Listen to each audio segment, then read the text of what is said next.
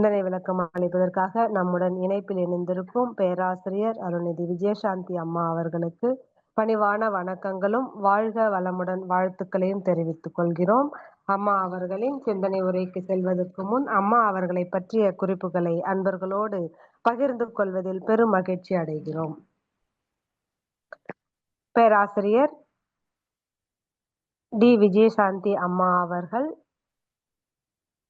திருப்பூரில் வசித்து வருகிறார்கள். MSc YHE, MSc ISM, MBA, MPhil, financial NGT போன்ற பட்டங்களை பெற்றுள்ளார்கள். அம்மா அவர்கள் வங்கித்துறையில் பணியாற்றி வருகின்றார்கள். 7 வருட காலங்களாக மனவளக்கலையில் தங்களை இணைத்துக் கொண்டு சிறப்பாக குரு சேவை ஆற்றி வருகின்றார்கள். எம்கேஜி நகர் தவ மையத்தில் தங்களை இணைத்துக் கொண்டு சேவையாற்றி வருகின்றார்கள். எம்கேஜி நகர் மன்றத்தில் ஒய்ஒய்இ துறையில் துணை தலைவராக இருக்கிறார்கள்.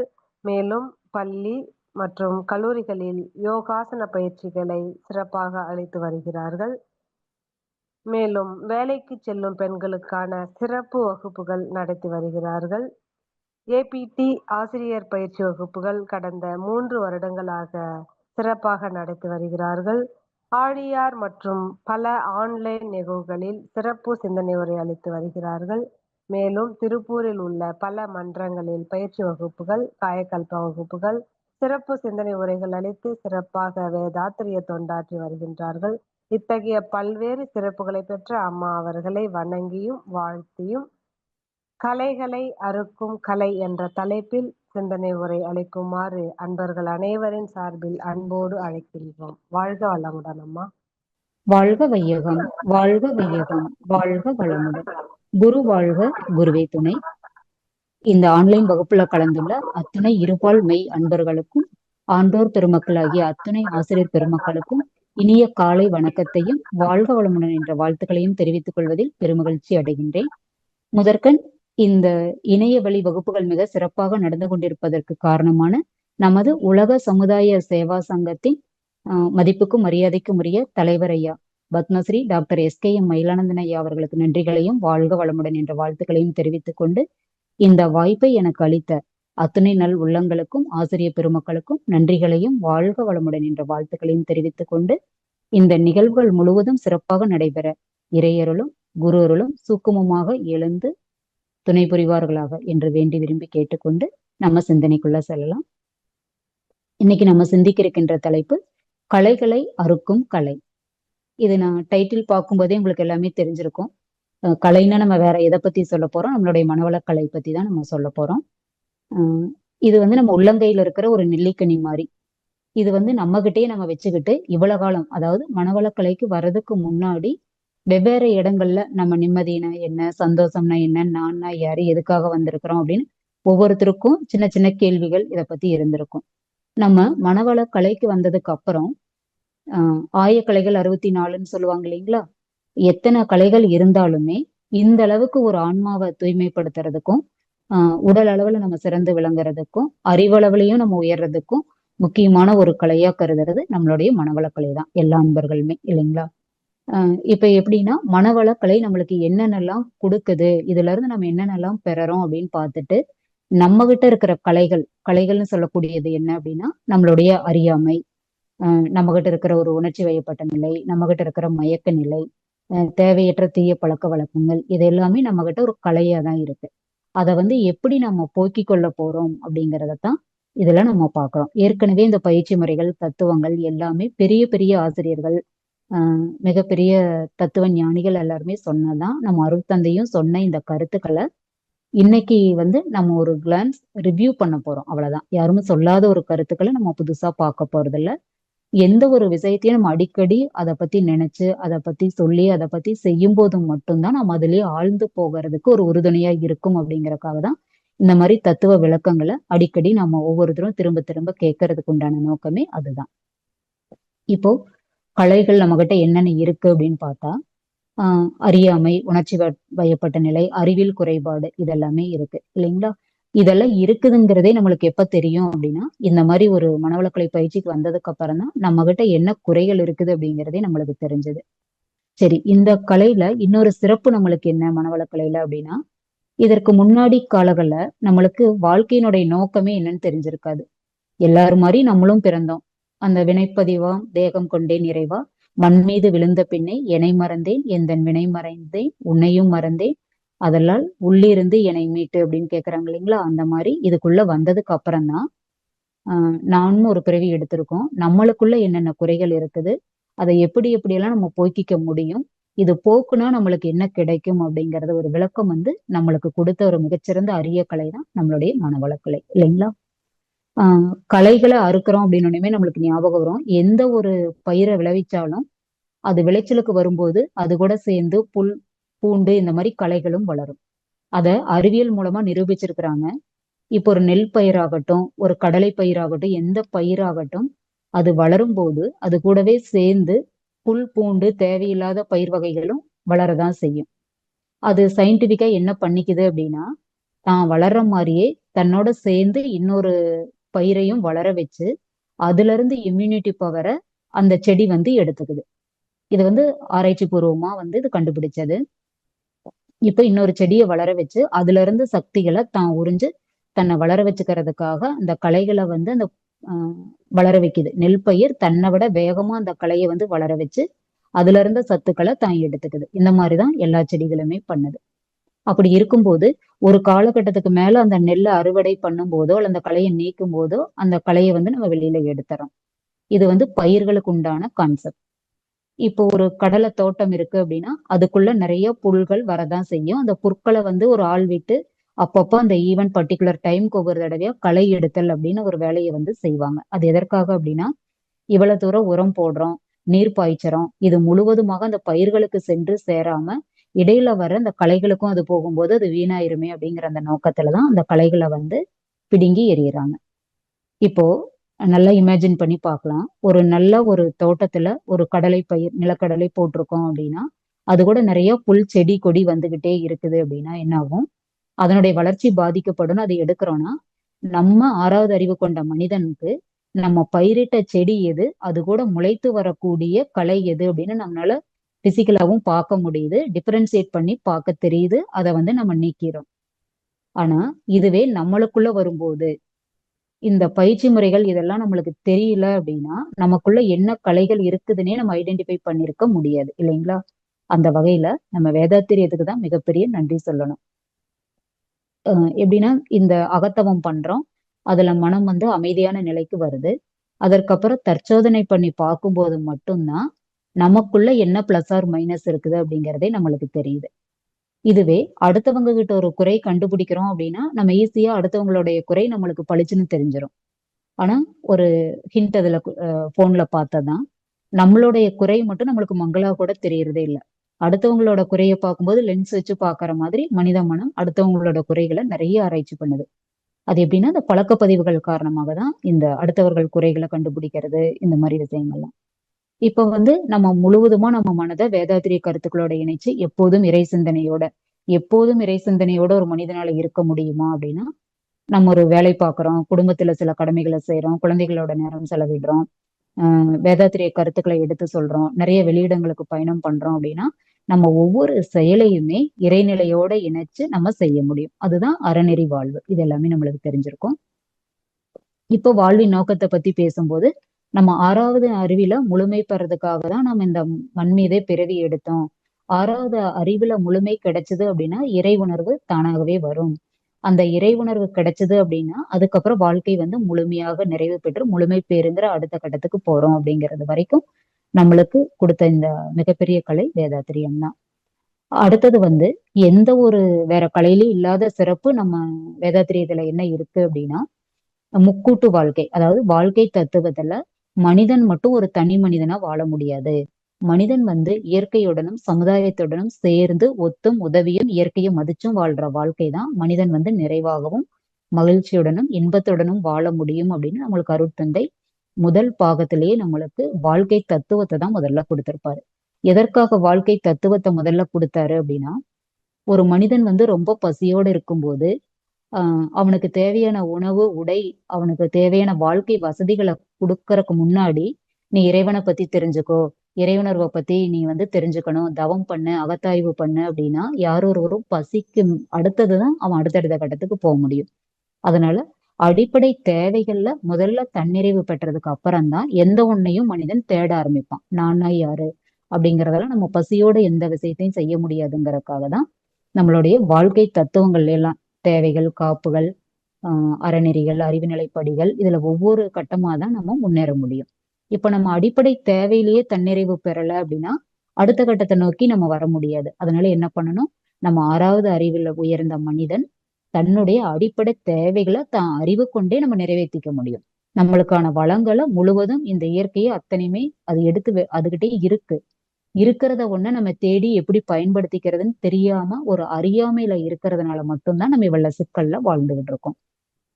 இப்ப இறைநிலை ஒரு உயிரை படைக்குது அப்படின்னா அந்த உயிர் இந்த பிரபஞ்சத்துல வாழக்கூடிய அத்தனை அமைவுகளையும் அந்த உயிரினத்துக்கு தேவையான அத்தனை வசதி வாய்ப்புகளையும் ஏற்படுத்தி கொடுத்துட்டுதான் அந்த உயிரினத்தை படைக்குது அப்படின்னு அருத்தந்தை சொல்றாரு இல்லைங்களா. அப்ப நம்மளுக்கு தேவையான பொருளாதார வளங்கள்ல இருந்து தேவையான உடல் வசதிகள், வளங்கள், வாழ்றதுக்கு அத்தனை தேவைகள், அமைவுகள் எல்லாத்தையுமே இறைநிலை முன்கூட்டியே நம்மளுக்கு கொடுத்திருக்குது. அதை நம்ம அறிவின் பயன் கொண்டு எப்படி துய்த்து வாழ்கிறோம் அப்படிங்கறதெல்லாம் இவ்வளவு வேறுபாடு இருக்குது மனிதருக்குள்ள மனிதன். இந்த 16 காரணங்கள் சொல்றோம் இல்லைங்களா, கல்வி, நாடு, அவங்களோட உருவமைப்பு, கருவமைப்பு, எத்தனையோ காரணங்களால ஒவ்வொரு மனிதனுக்கும் இன்னொரு மனிதனுக்கும் இந்த வேறுபாடு வர்றதுக்கு காரணம் என்ன அப்படின்னா நம்ம வாழ்ற சூழ்நிலைகள் தான் நம்மள அந்த வேறுபாடுகளோட மாத்தி வைக்குது. ஓகே, இப்போ இன்னும் நம்மளுக்கு என்னென்ன மனவளக்கலை கொடுக்குது அப்படின்னு பார்த்தோம்னா மிகப்பெரிய மனவளக்கலையினுடைய பேசிக்கே 4 அங்கங்கள்னு சொல்லக்கூடிய அகத்தவம், அகத்தாய்வு, குணநலப்பேறு, முழுமை பேருங்கிற இந்த 4லயுமே நம்மளுடைய அத்தனை சாராம்சங்களும் அடங்கிறது. எப்படி ஒரு அருமையா நம்மளுக்கு திட்டமிட்டு வடிவமைத்து கொடுத்திருக்கிறார் பாருங்க. ஒரு அகத்தவத்துக்கு வர்றதுக்கு முன்னாடியே உடற்பயிற்சி எதற்காக நம்ம எடுக்கிறோம் அப்படின்னா தவத்துல ஒரு 1/2 மணி நேரம் நம்ம நீடிச்சு உட்காரணும் அப்படின்னா கூட நம்ம உடம்பு நம்மளுக்கு ஒத்துழைக்கணும்.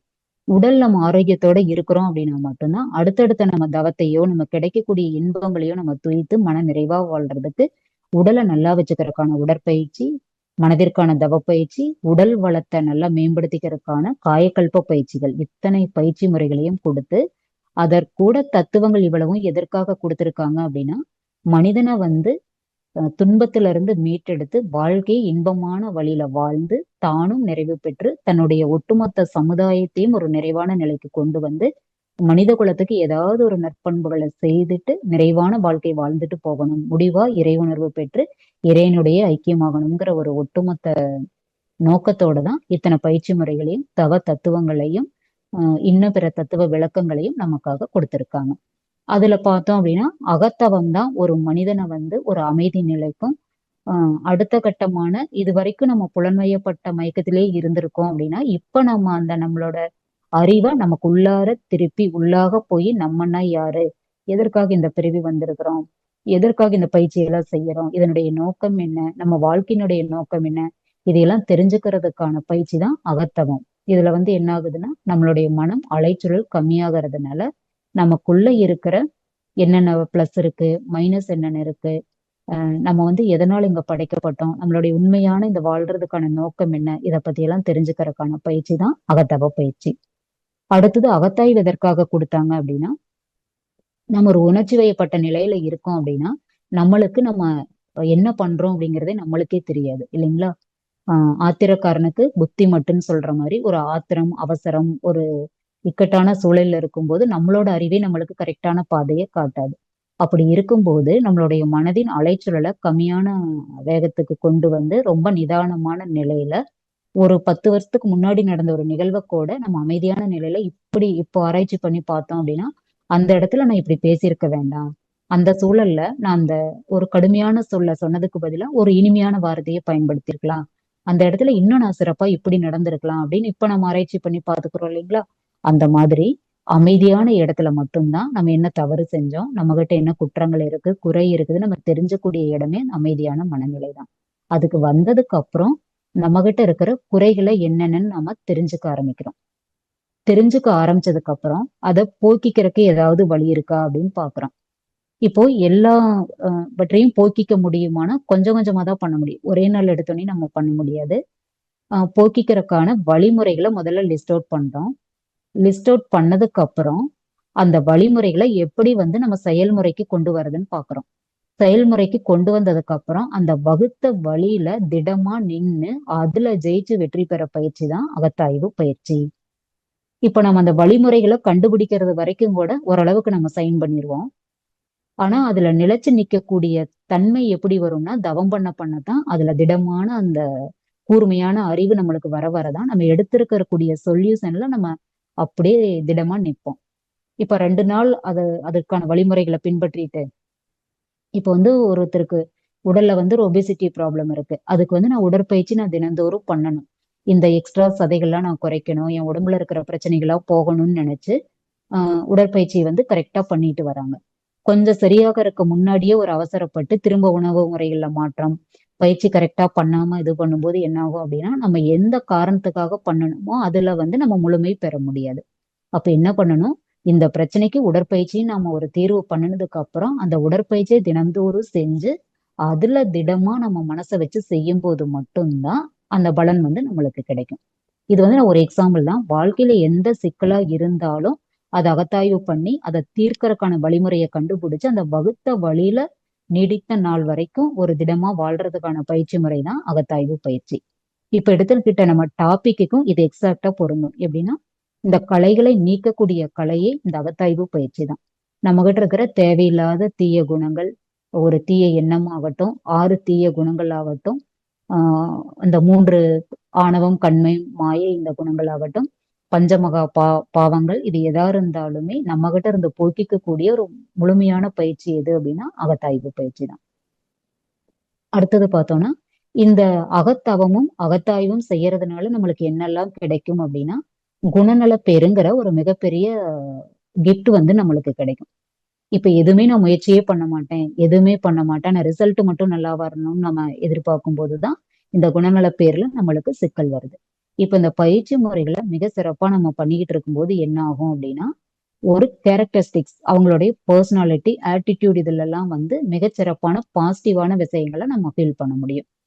இப்போ ஒரு இடத்துல நம்ம வேலை பார்க்குறோம், நம்மளுடைய குணநல பேருங்கிறது அங்க எப்படி இருக்கும் அப்படின்னா ஒரு 10 இயர்ஸ் அங்க இருக்கும் அப்படின்னா இவங்க இந்த சூழல்ல இவங்க இப்படித்தான் இருப்பாங்க, இவங்க இந்த நேர்மையான வழியில தான் இந்த வேலையை செய்வாங்க, இவங்க அன்வான்டான எந்த விஷயத்திலையும் தலையிட மாட்டாங்க, அவங்க உண்டு அவங்க வேலை உண்டுன்னு இருப்பாங்க, அவங்க எடுத்துக்கிற ஒவ்வொரு வேலை விஷயத்திலையும் சமுதாய நோக்கம், ஒரு லாங் டிஸ்டன்ஸான ஒரு லாங் கோல் ஒண்ணு இருக்கும், அவங்க செஞ்சாங்கன்னா அதுல எதுலையுமே ஒரு நல்ல நோக்கம் இருக்கும் அப்படின்னு ஒருத்தரை பத்தி அந்த மேனேஜ்மெண்ட் ஒரு ஜட்ஜ் பண்ணி வைக்கிறாங்க அப்படின்னா அந்த வைக்கிறதுக்கு உண்டான கான்செப்ட் ஈவன் ஒரு நாள்லயோ ஒரு வாரத்திலயோ வராது. அவங்கள பத்தி நிறைய வேலையில அவங்க எப்படி நடந்துக்கிறாங்க, அவங்களோட பர்சனல் ஆட்டிடியூட் எப்படி இருக்கு, அவங்களோட ஸ்கில் எப்படி இருக்கு, அவங்களோட ஆட்டிடியூட் எப்படி இருக்கு, இது அத்தனையும் ஜட்ஜ் பண்ணி தான் அவங்களுக்கு அந்த குணாதிசயம்னு சொல்லக்கூடிய குணநல பேருங்கிறத ஒண்ணு கொடுக்குறாங்க. இது இன்னொரு அடுத்த கட்டத்துக்கு நம்ம போய் நல்லா சிந்திச்சு பார்த்தோம் அப்படின்னா இந்த குணநல பேருங்கிறது அடுத்தவங்க கொடுக்கறது நம்மளுக்கு எப்படி அப்படின்னா நம்ம ஒரு டிகிரி வாங்குற மாதிரி தான். இப்போ டிகிரினா நம்மளுக்கு ஒரு சர்டிபிகேட் கையில வாங்குறோம் இல்லையா, அது ஜஸ்ட் பீஸ் ஆஃப் பேப்பர், அவ்வளவுதான்.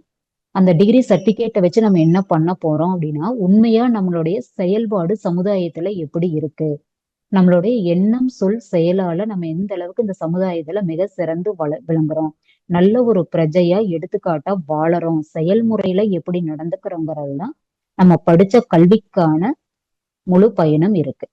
நம்ம பேப்பர்ஸ் வழியா நிறைய படிச்சு வச்சுக்கிட்டு நம்ம எண்ணம் சொல் செயலால வேற வகையில நம்ம போய்கிட்டு இருந்தோம் அப்படின்னா எவ்வளவு கல்வி கற்றும் அது எந்த பிரயோஜனமும் இல்லை. நம்ம கற்ற கல்வி நம்மளை முதல்ல ஒழுங்குபடுத்தணும், நம்மளுக்கும் பயனுள்ளதா இருக்கணும், நம்ம குடும்பத்துக்கும் பயனுள்ளதா இருக்கணும், இந்த சமுதாயத்துக்கும் நம்ம கற்ற கல்வியினால ஒரு பயன் இருக்கு அப்படின்னா மட்டும்தான் ஒரு மனிதன் அந்த கல்வியை கட்டுறதுல ஒரு பிரயோஜனம் இருக்கு இல்லைங்களா. அந்த வகையில இந்த மாதிரி குணாதிசயங்கள் குணநல பேருங்கிறது அடுத்தவங்க நமக்கு கொடுக்கிற ஒரு எப்படி சொல்றது பட்டமா இல்லாம நம்ம மனசாட்சிக்கும் இறைவனுக்கும் குருவுக்கும் பொதுவா நம்ம மனசார ஒரு காரியத்தை சமூகத்துக்காக எப்படி செய்யறோங்கிறத நம்மளே ஆராய்ச்சி பண்ணி பார்த்துக்கிட்டோம் அப்படின்னா நமக்கு நம்ம பர்சனலா எவ்வளவு மார்க் போடுவோம் நம்மளோட குணத்துக்கு அப்படிங்கிறது அகத்தாய்வுல தான் நம்மளுக்கு தெரியும். அடுத்ததா பார்த்தோம்னா முழுமை பேரு. எந்த ஒரு மனிதனும் இப்ப முழுமை பேரு நீங்க மன்றத்துக்கு வர புது அன்பர் ஒருத்தரை கூப்பிட்டு நீங்க முக்தி அடையலாம இதுல வந்தீங்கன்னா முழுமை பேரு கிடைக்கும் முக்தி கிடைக்கும் அப்படின்னா எடுத்தோடனே பயந்துக்குவாங்க. நிறைய பேர் முழுமை பேரு முக்தினா என்ன நினைக்கிறாங்க அப்படின்னா, தன்னுடைய வாழும் காலத்தினுடைய கடைசி காலத்துல நம்ம அந்த இறக்க போற தருவாயில தான் நம்மளுக்கு அந்த முக்தியும் முழுமை பேரும் கிடைக்கும் அப்படின்னு நினைக்கிறாங்க. இன்னும் ஒரு சாரர் என்ன நினைக்கிறாங்கன்னா, வாழ்ந்து முடிச்சதுக்கு அப்புறம் நம்மளுக்கு கிடைக்கிற அந்த சொர்க்க லோகமோ வேற கடவுள்கிட்ட போறதைத்தான் முக்தி அப்படின்னு நினைக்கிறாங்க. இப்ப முழுமை பெறு அப்படின்னா என்னன்னா, நம்ம வாழும் காலத்திலேயே நம்ம வாழ்க்கைய முறைப்படியும் அறநெறிப்படியும் வாழ்ந்து தானும் இன்பமாக வாழ்ந்து மற்ற அன்பர்களுக்கும் அனைத்து உயிர்களுக்கும் நம்மளால முடிஞ்ச உதவிகளை அவங்களோட ஒத்தும் உதவியும் வாழ்ந்து முடிந்த அளவுக்கு பிற உயிரினங்களுக்கும் மனிதர்களுக்கும் உதவிகளை செய்து வாழும் காலத்திலே நிறைவோட வாழ்றதுதான் முழுமை பேறு. இது எத்தனை பேர்த்துக்கு இது கிடைக்கும் அப்படின்னா, கண்டிப்பா நம்ம மனவளக்கலை அன்பர்கள் அத்தனை பேருக்கும் இது கிடைக்கிறதுக்கு 100% வாய்ப்பு இருக்கு. இதுல எந்த மாற்றமும் இல்லை. இந்த கலையை கத்துக்கிட்ட நம்ம என்ன பண்ணணும் அப்படின்னா, இப்ப எந்த ஒரு விஷயமும் நான் மட்டும் கிடைச்சு நம்ம மட்டும் சந்தோஷமா இருந்தா அப்புறம் இந்த சமுதாயத்துல இருந்து நம்ம எவ்வளவு கடமைகளை வாங்கியிருக்கு, எவ்வளவு விஷயங்களை பெற்றிருக்கோம். அதுக்கு நம்ம திருப்பி செலுத்தக்கூடிய கடன் நம்மளுக்கு ஒண்ணு இருக்குது இல்லைங்களா? இன்றளவும் நான் வாழ்கின்ற எனக்கு உணவு முதல் உடை சமுதாயம் அத்தனையும் கொடுக்கக்கூடிய சமுதாயம் தனக்கு என்னால் சக்திக்கு தகுந்தபடி திருப்பி செலுத்துகின்றேன் என்ற நிஷ்காமிய கர்ம பேரறமே புண்ணியமாம் அப்படின்னு அருத்தந்தை சொல்றாங்க இல்லைங்களா? அந்த நிஷ்காமிய கர்மம்னு சொல்லக்கூடிய எதையும் எதிர்பார்க்காம செய்யக்கூடிய உதவிகளை நம்ம திரும்ப செஞ்சு செஞ்சு மனசுல ஒரு மனநிறைவு பெற்றோம் அப்படின்னாதான் நிறைவான வாழ்க்கையை நம்ம வாழ முடியும். நம்ம இந்த கொண்டு வந்த பிறவியும் தொண்டு செய்து நம்ம இந்த பிறவியிலே நம்மளோட பாவ பதிவுகளை போக்கி நிறைவான வாழ்க்கைய வாழ்ந்து நம்ம அடுத்த சந்ததியினருக்கும் நிறைய புண்ணிய பதிவுகளையும் நல்ல வாழ்க்கை முறைகளையும் நம்ம கொடுத்துட்டு போக முடியும். ஓகே, இந்த அளவுல மனிதனுடைய அந்த பேசிக் நோக்கம் என்ன அப்படின்னா, இன்பம் துன்பம் அமைதி பேரின்பம் இந்த 4 நிலைகளை கடந்துதான் மனிதன் வாழ முடியும். இப்போ இன்பம் மட்டுமே ஒரு மனிதனுடைய வாழ்க்கையில இருக்குமா அப்படின்னா இருக்கிறதுக்கு வாய்ப்பில்லை. நம்ம பார்த்தோம் இல்லையா, எந்த ஒரு பயிர் வளர்ந்தாலும் அது கூட களையும் வளரதான் செய்யுது. அந்த மாதிரி நம்ம இன்பத்தை கூட அப்பப்ப சின்ன துன்பங்கள் வரத்தான் செய்யும். அந்த துன்பத்தை கூட நம்ம எப்படி இன்பமா மாத்திக்க முடியும் அப்படின்னா, நம்ம இந்த அகத்தாய்வு செஞ்சு செஞ்சு ஒவ்வொரு டைமும் அவேர்னஸோட அடுத்த தடவை அந்த விஷயத்தை ஹேண்டில் பண்ணும்போது தடவை துன்பமா தெரிஞ்ச அந்த சின்ன செயலை கூட அடுத்த தடவை நம்ம அந்த செயல்முறைய கொஞ்சம் மாத்தி அமைச்சுக்கிட்டு அதை திரும்ப நம்ம முயற்சி பண்ணோம்னா அதே தவிர நம்ம திரும்ப செய்ய மாட்டோம். அதே துன்பம் நம்மளுக்கு மீண்டும் வராது. துன்பமே இல்லாம நம்ம இன்பமா வாழ முடியுமா அப்படின்னா முடியும். கொஞ்சம் முயற்சி பண்ணி பண்ணி நம்மளோட களங்கங்களையும் இந்த தீயவினை பதிவுகளையும் போக்க போக்க என்ன ஆகும் அப்படின்னா படிப்படியா நம்மளுடைய துன்பங்கள் குறைஞ்சுகிட்டு வரதை நம்ம வாழ்க்கையிலேயே நம்ம கண்கூடா பார்க்க முடியும். அந்த வகையில இன்னும் என்ன நம்மளுக்கு மனவளக்கலை கொடுத்திருக்குது பாருங்க. அடுத்தது 3 வளர் நிலைகள் அப்படின்னு சொல்லக்கூடிய நிலைகளை கொடுக்குது. அதுல ஃபர்ஸ்டா பார்த்தோம்னா மன விரிவு பெறுதல். இப்போ இதுக்கு முன்னாடி காலகட்டங்கள் இன்னொரு 50 ஆண்டுகளுக்கு பேக்ல ரிவர்ஸ்ல போய் பார்த்தோம் அப்படின்னா அப்ப நம்ம இருந்திருக்க மாட்டோம். இருந்தாலும் அப்பெல்லாம் எப்படி இருந்திருக்கும், நம்ம நிறைய இப்ப பாக்குறோம் இல்லையா பழைய புராண கதைகள் நடந்த விஷயங்களை இப்ப பார்க்கும்போது அப்ப இந்த அளவுக்கு விஞ்ஞான வளர்ச்சி அடையல. டெக்னாலஜிக்கல் லெவல்ல ஓரளவுக்கு தான் இருந்தது. ஆனா மனித மனம் நல்லா விரிவு பெற்று இருந்தது. எப்படி சொல்லலாம் அப்படின்னா, ஒரு ஊருக்கு ஒரு புதிய அன்பர் வந்தா கூட எந்த வீட்டுல வேணாலும் சாப்பிடலாம், ஒரு திண்ணையில தூங்கிக்கலாம். அந்த மனிதருக்கு தேவையான உதவிகளை சமுதாயம் செய்யும் ஆட்டோமேட்டிக்காவே. ஒரு இடத்துல ஒரு சண்டை பிரச்சனை நடக்குது அப்படின்னா மனிதர்கள்லாம் கூடி அந்த பிரச்சனையை போக்குறதுக்கு உண்டான வழிமுறைகளை பண்ணுவாங்க. இப்ப என்ன ஆகுது, டெக்னாலஜி இந்த அளவுக்கு வளர்ந்துருச்சு. ஆனா மனித மனம் எல்லா இடத்துலயும் சொல்லல. நம்மள மாதிரி அன்பர்கள் நிறைய ஆண்டோர் திருமக்களை தவிர ஒரு சில இடங்கள்ல மனித மனம் கொஞ்சம் சுருங்கிட்டு தான் வருது. ஆனா டெக்னாலஜி வளர்ந்துகிட்டு வருது. இதுக்கு ஒரு உதாரணம் என்ன சொல்லலாம் அப்படின்னா, நிறைய இடங்கள்ல ஒரு உயிர் துன்பப்பட்டுட்டு இருக்கும்போது மனிதன் அப்படின்னா மனித உயிரினத்தோட வந்துரும். உயிரினங்கள் அப்படின்னா அத்தனையுமே சேர்ந்து வர்றதுனால எந்த ஒரு உயிர் துன்பப்பட்டாலும் அதை உடனடியா ஓடி போய் காப்பாத்தக்கூடிய இடங்கள்ல எத்தனை பக்கம் அதை வீடியோ எடுக்கக்கூடிய காட்சிகளை நம்ம பாக்குறோம். அந்த வீடியோ எடுக்கிற ஒரு 5 நிமிஷத்துல அந்த உயிரை போய் காப்பாத்தி இருந்திருக்கலாம். அந்த அளவுல இப்ப டெக்னாலஜி ரொம்ப நல்லா வளர்ந்துகிட்டு வருது. மனித மனம்னு பார்த்தோம்னா கொஞ்சம் குறுகிய நிலையில தான் இருக்கு. அதை இன்னும் நம்ம பரந்த முறையில மனதை விரிச்சுக்கணும் அப்படின்னா நம்மளுக்கு இந்த பயிற்சி முறைகள் மிக மிக அவசியம். ஒரு மகான் கிட்ட போய் அவருடைய சீடர் கேட்கிறாரு, சுவாமிஜி ரொம்ப நாளா நான் இந்த பயிற்சி அவர் கொடுத்த அந்த விளக்கங்கள் இதெல்லாம் பண்ணிட்டு வர்றாரு. ஆனாலும் எனக்கு நிறைய இடங்கள்ல அந்த மனப்பக்குவம் வர மாட்டேங்குது. பாக்குறவங்க மேல எல்லாம் கோபம் வருது. என்னால என்கிட்ட இருக்கிற மனக்கவலைகளை என்னால போக்கிக்கவே முடியல. இதுக்கு நான் என்ன பண்ணணும்னு கேக்குறாரு. அப்ப அந்த சுவாமி சொல்றாங்க, ஒரு டம்ளர்ல 1/2 டம்ளர் தண்ணியில 3-4 ஸ்பூன் உப்பை போட்டு இதை குடிங்கன்னு சொல்றாரு. அவர் வந்து அது வாயில வச்சு குடிக்கும்போது ரொம்ப துவர்ப்பா இருக்குது, கசப்பா இருக்குது. அதை கீழே டக்குன்னு துப்பிடுறாரு. என்னங்க சாமி இதை போய் குடிக்க சொல்றீங்களே, வாயிலேயே வைக்க முடியலையேன்னு சொல்றாரு. அது பக்கத்துல இருக்கிற குளத்துக்கு கூட்டிட்டு போறாரு. போயிட்டு இந்த குளத்துல ஒரு 3 ஸ்பூன் உப்பு அதே மாதிரி போடுறாரு. இப்ப இந்த தண்ணியில கொஞ்சம் எடுத்து குடிக்க சொல்றாரு. அவரும் குடிக்கிறாரு. இந்த தண்ணி எப்படி இருக்கு அப்படிங்கும்போது நல்லா சுவையா இனிப்பு டேஸ்டோட இருக்கு அப்படின்னு சொல்லும்போது, அதே உப்பு தான், அதே உப்பை தான் இந்த நான் குளத்து தண்ணியிலையும் போட்டேன். இந்த தண்ணி இவ்வளவு நல்லா இருக்குது, ஆனா இந்த டம்ளர் தண்ணி உனக்கு கசக்குது அப்படின்னா என்ன காரணம் அப்படின்னா, ரெண்டுக்கும் உன்னுடைய மனதுதான் காரணம். எப்பவுமே உன்னுடைய மனதை அந்த டம்ளர் தண்ணி மாதிரி வச்சுக்காம இந்த குளம் மாதிரி பறந்து விரிஞ்ச மனப்பான்மையோட வச்சுக்கிட்ட அப்படின்னா வாழ்க்கையில உனக்கு மட்டும்தான் கஷ்டம் வருது. உனக்கு மட்டும்தான் இத்தனை துன்பங்கள் வருது. நீ மட்டும்தான் கவலையா இருக்கிறன்னு எண்ணம் வராது. உனக்கும் கீழே இருக்கிறவங்க எத்தனை பேரு அவங்களையெல்லாம் நினைச்சு உன்னால முடிஞ்ச உதவிய அந்த அன்பர்களுக்கு நீ செய்ய ஆரம்பிச்ச அப்படின்னாவே உனக்குள்ள ஆட்டோமேட்டிக்காவே அந்த சந்தோஷம் வந்து குடிகொண்டுரும் அப்படின்னு சொல்றாரு. அந்த மாதிரி நம்ம மனசை எப்பவுமே இந்த விரிவு நிலையில வச்சு எல்லா உயிர்களை பத்தியும் சிந்திக்கக்கூடிய அந்த தன்மை எப்படி வரும் நமக்கு அப்படின்னா நம்ம பயிற்சி முறைகள்னாலதான் வரும். அடுத்தது பார்த்தோம்னா இயற்கை விதி அறிதல். இப்ப இயற்கைக்குனே ஒரு விதி இருக்கு. அத பிரபஞ்ச சட்டம், பிரபஞ்ச நியதி அப்படின்னு சொல்றோம் இல்லைங்களா? எந்த இடத்துலயுமே பிரபஞ்சத்துல இருக்கிற எந்த ஒரு பொருளுமே, அதாவது மனிதனை தவிர மத்த உயிரினங்கள் ஆகட்டும், மத்த கோள்கள் இந்த மாதிரி பஞ்சபூதங்களால் ஆன பொருட்கள் ஆகட்டும், எதுவுமே தன்னுடைய நியதியில இருந்து வலுவறதே கிடையாது. இப்போ சூரிய ஒளி ஒரு 8 நிமிடம் 25 நொடிகள்ல பூமியை வந்து அடையணும் அப்படின்னா அந்த டைம்ல இருந்து ஒரு 2 நிமிஷம் கூட அது எச்சோ கம்மியோ எடுத்துக்கிறது கிடையாது. அதே மாதிரிதான் நான் இப்ப சொல்ற மாதிரி ஒவ்வொரு கோள்களும் சூரியன்ல இருந்து இவ்வளவு டிஸ்டன்ஸ், இத்தனை வட்ட பாதைன்னா அதோடைய பாதையில இருந்தோ அதுக்கு கொடுக்கப்பட்ட வேலையில இருந்தோ அது மாறுறதே கிடையாது. ஒவ்வொரு ஜீவராசிகள் உயிரினங்கள் இப்போ ஒரு மரமாகட்டும், இத்தனை வருஷத்துல அது வந்து பெரிய மரமாகி இவ்வளவு வருடங்கள்ல கனிகளை கொடுக்கணும்னு அந்த கருமையத்துல என்ன இருக்கோ அதுக்கான செயல்பாடுகள் கரெக்டா எல்லா உயிரினங்களும் சிறப்பா பண்ணிட்டு இருக்குது. மனிதன் மட்டும்தான் பிறந்தப்போ இறைநிலையோட இணைப்பிலேயே இருக்கும். அந்த 3 வயதுக்கு அப்புறம் நம்ம கூட களங்கங்கள் மற்ற தீய பதிவுகள்லாம் பழக்க பதிவுகள் எல்லாம் கூட கூட என்ன ஆகுது அப்படின்னா நம்ம மட்டும்தான் அந்த இறைநிலையில இருந்து விலவி வேற வழியில போறதுக்கான பாதையில போக ஆரம்பிச்சிடறோம் நம்மளையும் அறியாம. அதற்கு என்ன காரணம் அப்படின்னா அறிவுல குறைபாடு, நம்ம கிட்ட இருக்கிற உணர்ச்சி வயப்பட்ட நிலை, அறியாமை, இந்த புலன் இன்பத்திலே ஈடுபட்டு உலக மயக்கம் மாயைக்குள்ள சிக்கி நம்ம அதன் வழியே போக ஆரம்பிச்சதுனாலதான் நம்மளுக்கு இயற்கை விதியை பத்தி அறிஞ்சுக்க முடியாத ஒரு சூழல் இருந்துட்டு இருந்தது. இப்ப இருக்கானா இப்ப இல்ல. ஓரளவுக்கு நம்ம அதுல இருந்து மீண்டு அடுத்தடுத்த கட்டங்களுக்கு நம்ம போக ஆரம்பிச்சிருக்கிறோம் இல்லைங்களா? இந்த பிரபஞ்ச நியதியை நம்ம கரெக்டா புரிஞ்சுக்கிட்டோம் அப்படின்னாதான் பிரபஞ்சத்துல ஒவ்வொரு உயிரினமும் எப்படி தோன்றுச்சு, நம்மள மாதிரிதான் அது ஒரு ஜீவராசி, நம்மளுக்கு வாழ்றதுக்கு இந்த உலகத்துல எவ்வளவு சுதந்திரம் இருக்கோ அதே மாதிரிதான் அனைத்து உயிர்களுக்கும் இருக்கு.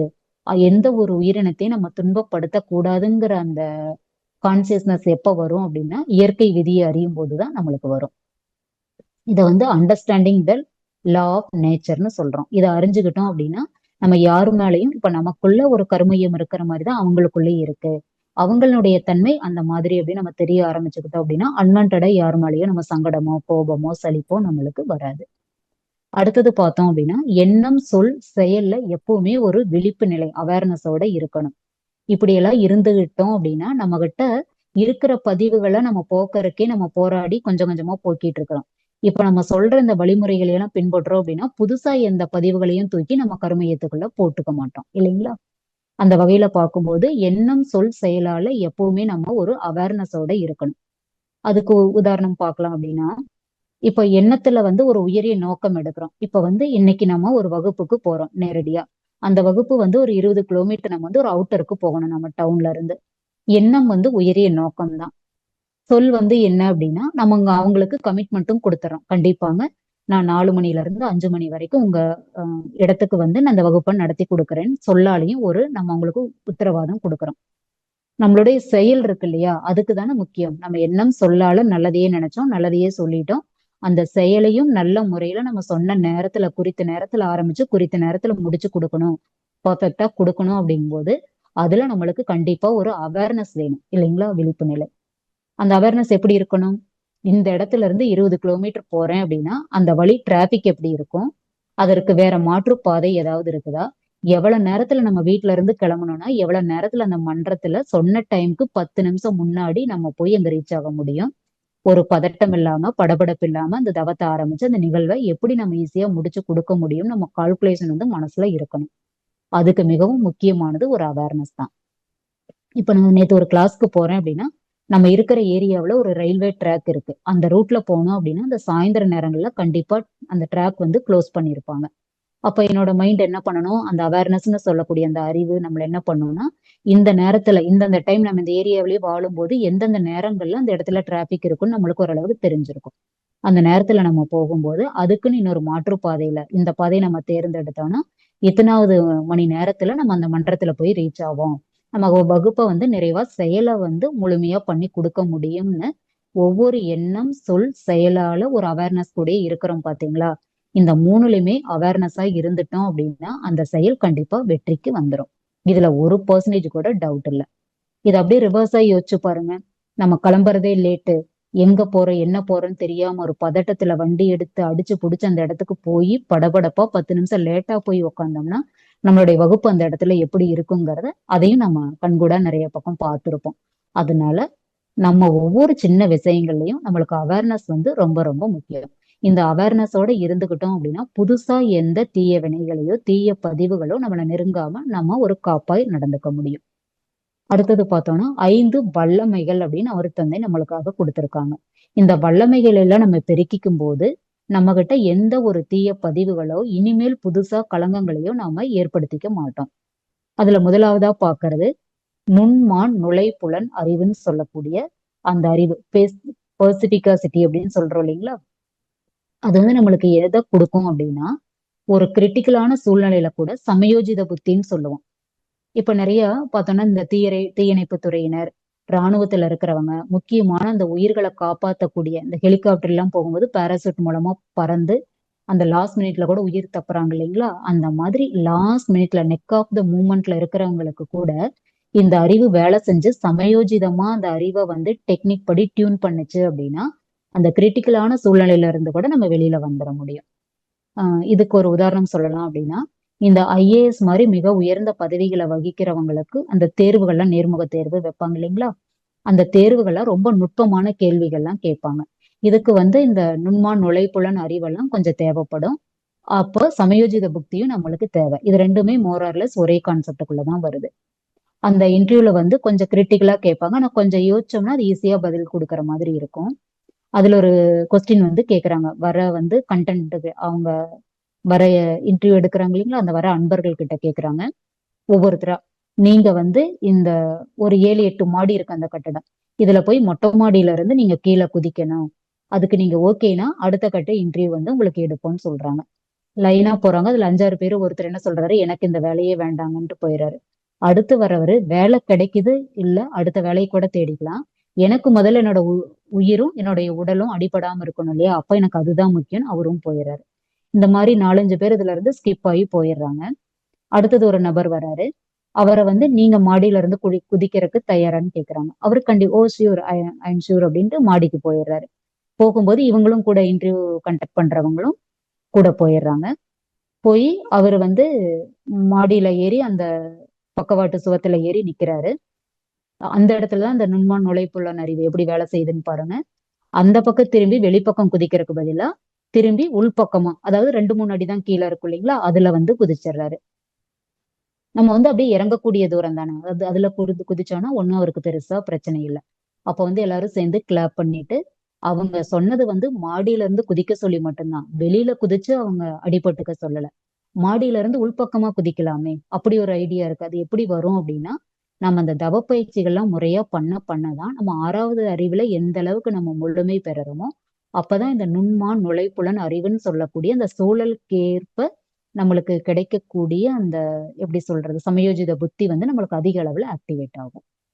இதையெல்லாம் நம்ம நல்லா தெரிஞ்சு வாழ்க்கையில பயன்படுத்த ஆரம்பிச்சுக்கிட்டோம் அப்படின்னா நிறைய பதிவுகளுக்குள்ள நம்ம சிக்கிக்க வேண்டியது அவசியம் இருக்காது. ஏன்னா வர்றதுக்கு முன்னாடியே நம்ம காத்துக்கிறோமே. அடுத்தது பார்த்தோம்னா அமைதல், அடாப்டபிலிட்டி. ஒரு இடத்துக்கு தகுந்த மாதிரி நம்ம சூழ்நிலைக்கு தகுந்த மாதிரி நம்மள அட்ஜஸ்ட் பண்ணி வாழ்ந்துக்கிறது அப்படின்னா நம்ம தன்மானத்தை விட்டுட்டு ரொம்ப வளைஞ்சு நெளிஞ்சு வாழ்றது இல்லை. அந்த சூழ்நிலையில என்ன இருக்கோ அதுக்கேத்த மாதிரி நம்மள அந்த இடத்துல அடாப்ட் பண்ணிக்கிறது. இப்போ நம்ம ஒரு இடத்துக்கு போறோம், ஒரு வகுப்புக்கே போறோம் அப்படின்னா அங்க என்ன மாதிரி நேச்சர் இருக்கு, அங்க என்ன மாதிரி அன்பர்கள் இருக்காங்க, அங்க இன்னும் ரொம்ப நம்ம இன்டீரியரா போகும்போது அவங்களுடைய ஸ்லாங் ஒரு மாதிரி இருக்கும், அவங்க பழகுற விதம் ஒரு மாதிரி இருக்கும். அங்க போய் நம்ம ரொம்ப நாங்க தான் இந்த அளவுக்கு ரொம்ப உயர்ந்த அளவுல ஸ்டாஃப் அங்க போய் இப்படி ரொம்ப பேசுறது அப்படி எல்லாம் இல்லாம அவங்க கலோக்கியில அவங்க லாங்குவேஜுக்குள்ள போய் இப்ப அவங்களுக்கு தகுந்த மாதிரி நம்மளும் மாறி அவங்களுக்கு தகுந்த மாதிரி புரியுற மாதிரி நம்ம சொல்லி கொடுத்தோம் அப்படின்னா அவங்க அதை ஈஸியா விளங்கிக்க முடியும். அந்த மாதிரி எந்த மாதிரி சூழலுக்கு போறோம். இதுவே ஒரு காலேஜுக்கு போறோம் அப்படின்னா அந்த பொண்ணுங்களுக்கு தகுந்த மாதிரி இப்பத்த ட்ரெண்டா என்ன சொல்லலாம், அவங்களுக்கு பிடிச்ச மாதிரி என்ன விஷயங்களை சொல்லலாம்னு அந்த இடத்துல நம்ம பயிற்சி முறைகளை எடுத்து கொடுக்குறோம் இல்லைங்களா. அதுதான் தக அமைதல். சூழ்நிலைக்கு ஏத்த மாதிரி நம்மளுடைய திறமைகளையும் நம்மளுடைய கண்டென்ட்டையும் நம்ம அறிவையும் அந்த இடத்துக்கு தகுந்த மாதிரி பொருத்தி அவங்களுக்கு தேவையான விஷயங்களை கொடுக்கறது தான் தக அமைதல். இது நம்மளுடைய பர்சனல் ஒர்க் ஆகட்டும், நம்மளுடைய வீட்லயே ஆகட்டும், ஒரு ஒர்க் பண்ற இடத்துல, வெளி சமுதாயத்துல நம்ம பழகக்கூடிய அத்தனை இடங்களுக்குமே இந்த தக அமைதல்னு சொல்லக்கூடிய இந்த கேரக்டர் ரொம்ப ரொம்ப முக்கியம். அடுத்தது பார்த்தோம்னா பெருந்தன்மை. பெருந்தன்மையாளர் பெருந்தகைமையாளர் அப்படின்லாம் சொல்லுவாங்க இல்லைங்களா. நம்ம அருட்தந்தையவே நிறைய இடத்துல பெருந்தகைமையாளர் அப்படின்னு சொல்லிக்கலாம். எப்படின்னா இந்த பெருந்தன்மைங்கிறது மேக்னானிமிட்டி. இது எப்படி வரும் அப்படின்னா இதுக்கு நம்ம டிசம்பர் 23 அல்லது 24ன்னு நினைக்கிறேன் நம்ம வாழ்க்கை மலர்கள்ல வந்த ஒரு நிகழ்வை தான் இதுக்கு நான் உங்களுக்கு அடிக்கோடிட்டு காட்டணும்னு நினைச்சேன். எப்படின்னா மனிதன் எல்லாமே ஒரு மனிதனை நம்ம ஈஸியா ஏமாத்திடுறாங்க, ஏமாந்துடலாம், ஏமாத்தவும் செய்யலாம். இது நேச்சர். இப்ப எப்படி விலங்கின பதிவுகள் நம்ம கிட்ட இருக்கிறதுனால ஒருத்தர்கிட்ட இருந்து பறிச்சோன்றது, ஒருத்தரை ஏமாத்துறது, இதெல்லாம் கருமையத்துல ஆட்டோமேட்டிக்காவே கொஞ்சம் இருக்கிறதுனால நம்ம என்னதான் அதை முயற்சி பண்ணி இவ்வளவு பயிற்சி முறைகள் செஞ்சு பண்ணிக்கிட்டாலும் ஏதோ ஒரு இடங்கள்ல அதனுடைய பழைய பழக்க பதிவுகள்னால வரத்தான் செய்யும் இல்லைங்களா. அப்போ ஏமாறாமல் வாழ்றான் அப்படின்னா ஒரு நல்ல மனிதன்னு நம்ம எடுத்துக்கலாம். அதே மாதிரி பிறரிடம் ஏமாற்றாமல் வாழ்பவன் ஒரு நல்ல மனிதன் வச்சுக்கணும். நான் யாரையும் ஏமாத்த மாட்டேன் அப்படின்னா ஒரு நல்ல மனிதன். நான் யாருகிட்ட ஏமாற மாட்டேன் அப்படிங்கிறவன் நல்ல ஒரு அறிவாளின்னு எடுத்துக்கலாம். ஏன்னா நம்ம கிட்ட அந்த 6வது அறிவு இருக்க போய் தானே நம்ம யாருகிட்ட ஏமாறக்கூடாது அப்படிங்கிற ஒரு சூழலுக்கு நம்ம வரோம் இல்லைங்களா. அப்ப அறிவாளி. இப்போ இன்னொரு சாரார் பாருங்க, இன்னொருத்தர் நம்மளை ஏமாத்துறாங்கன்னு நல்லாவே தெரியும், நம்மளை ஏமாத்திக்கிட்டாதான் இருக்காங்கிறது தெரிஞ்சும் அந்த நபரும் துன்பப்படாம அவர் ஏமாற்றுறதுனால நம்மளும் துன்பம் வராம பாதுகாத்துக்கிற அளவுக்கு அவங்களும் சங்கடப்பட்டுக்க கூடாது, நம்மளுக்கும் எந்த துன்பமும் வராம. ஆனா அவங்க ஏமாத்துறாங்கன்னு தெரியும். 2 சாராருக்கும் துன்பம் வராம அவங்களுக்கும் நல்லதாவே நடக்கிற மாதிரி அவங்களுக்கும் நல்லதாவே யோசிச்சு அவங்களும் நல்லா இருக்கட்டும்னு ஒரு செயலை செய்யறாங்க இல்லைங்களா. அவங்கதான் பெருந்தன்மை வாய்ந்தவங்க, பெருந்தகைமையாளர். இந்த அளவுக்கு நம்ம கிட்ட ஒரு பெருந்தன்மை வரணும் இந்த பயிற்சியில வந்ததுக்கு அப்புறம் இல்லைங்களா. நம்ம மட்டும் நல்லா இருந்தா பத்தாது, நம்ம கூட இருக்கிற அனைவருமே நல்லா இருக்கணும். சொல்லுவாங்கல்ல, வாழ்த்துவோர் வாழ்த்தினாலும் தூற்றுவோர் தூற்றினாலும் இரண்டையும் ஒரே மாதிரியே எடுத்துக்கிட்டு நம்ம கடமைய சிறப்பா செய்யக்கூடிய தன்மை நம்மளுக்கு வரணும். அது எப்படி வரும் அப்படின்னா இந்த அகத்தவம் அகத்தாய்வு நம்ம இத்தனை படிச்சொல்லி இவ்வளவு நேரம் பார்த்தோம் இல்லையா, அந்த தத்துவங்களை எல்லாம் நம்ம வாழ்க்கையில பிராக்டிக்கலா நம்ம பிராக்டிஸ்க்கு கொண்டு வரும்போது மட்டும்தான் இந்த பெருந்தன்மைன்னு சொல்லக்கூடியது நம்மளுக்கு வரும். இப்ப நம்ம பேசும்போது நான் சொல்லும் போது அது ரொம்ப ஈஸியா இருக்கும். நேரடியா நம்மள ரொம்ப ஒருத்தர் மோசமா திட்டுனா கூட அந்த இடத்துல திரும்ப நம்ம ரைஸ் ஆகாம அவங்கள வாழ்க வளமுடன் சொல்லி மூவ் ஆனோம் அப்படின்னா அதுவும் ஒரு பெருந்தன்மை தான் இல்லைங்களா. அவங்க அறியாமையில இருக்காங்க, ஆனா நம்ம அறிவுல அடுத்த கட்டத்தை நோக்கி பயணிக்கிறோம். அப்ப நம்ம எப்படி அவங்க கிட்ட ரியாக்ட் பண்ணணுங்கிற அந்த பெருந்தன்மை நம்மளுக்கு வளர ஆரம்பிச்சிடும். அதே மாதிரி இப்ப அருட்தந்தை எடுத்துக்கிட்டா அந்த இடத்துல ஒரு சின்ன நம்ம சொல்லணும். இப்போ அவருடைய ஆயுட்காலம் இருக்கிற வரைக்கும் பூத உடல் தான் மறைஞ்சிருக்குது, நம்ம கூட தான் பிரபஞ்சத்துல நம்ம கூடவும் ஐக்கியமா இன்றளவும் இருந்துட்டு இருக்கிறாரு, உலகம் இருக்கிற வரைக்கும் இருப்பாரு. இப்போ அவர் எல்லா இடங்களையும் ஒரு கையெழுத்து போடும்போது தன்னை உலக நல தொண்டன் அப்படின்னு தானே காட்டிக்கிட்டாரு. ஆனா இதுல பயிற்சி பெற்ற வந்த நம்மளை எல்லாம் ஒரு அருட்செல்வர், அருள்நிதி, பிரம்மஞானி, துணை பேராசிரியர், பேராசிரியர், முனைவர், மூத்த பேராசிரியர், அருமையான பட்டங்களை எல்லாம் கொடுத்த அவர் தன்னை ஒரு உலக நல தொண்டன் தான் காட்டிக்கிட்டாரு இல்லைங்களா. இதுக்கு எத்தனை ஒரு மிக பெருந்தகைமை வேணும். அந்த மாதிரி தன்மை நம்ம ஒவ்வொருத்தருக்குமே வளரும், கண்டிப்பா வளரும். எப்படின்னா இந்த பயிற்சி முறைகளை நம்ம சிறப்பா பண்ணும்போது. அடுத்ததா பார்த்தோம்னா 5 மேன்மைகள் நம்ம வளர வச்சுக்கலாம் நம்மளுக்குள்ள. நம்ம கிட்ட இருக்கிற அறிவையே இன்னும் கொஞ்சம் மேன்மைப்படுத்திக்கும் போது அதுல இருந்து நிறைய சில மேன்மைகள் வெளிப்படும்னு சொல்றாங்க.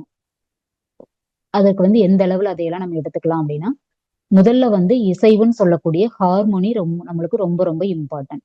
இசைவுனா என்ன அப்படின்னா, எல்லாரத்தோடையும் ஒத்தும் உதவியும் வாழ்றதுதான் இசைவு.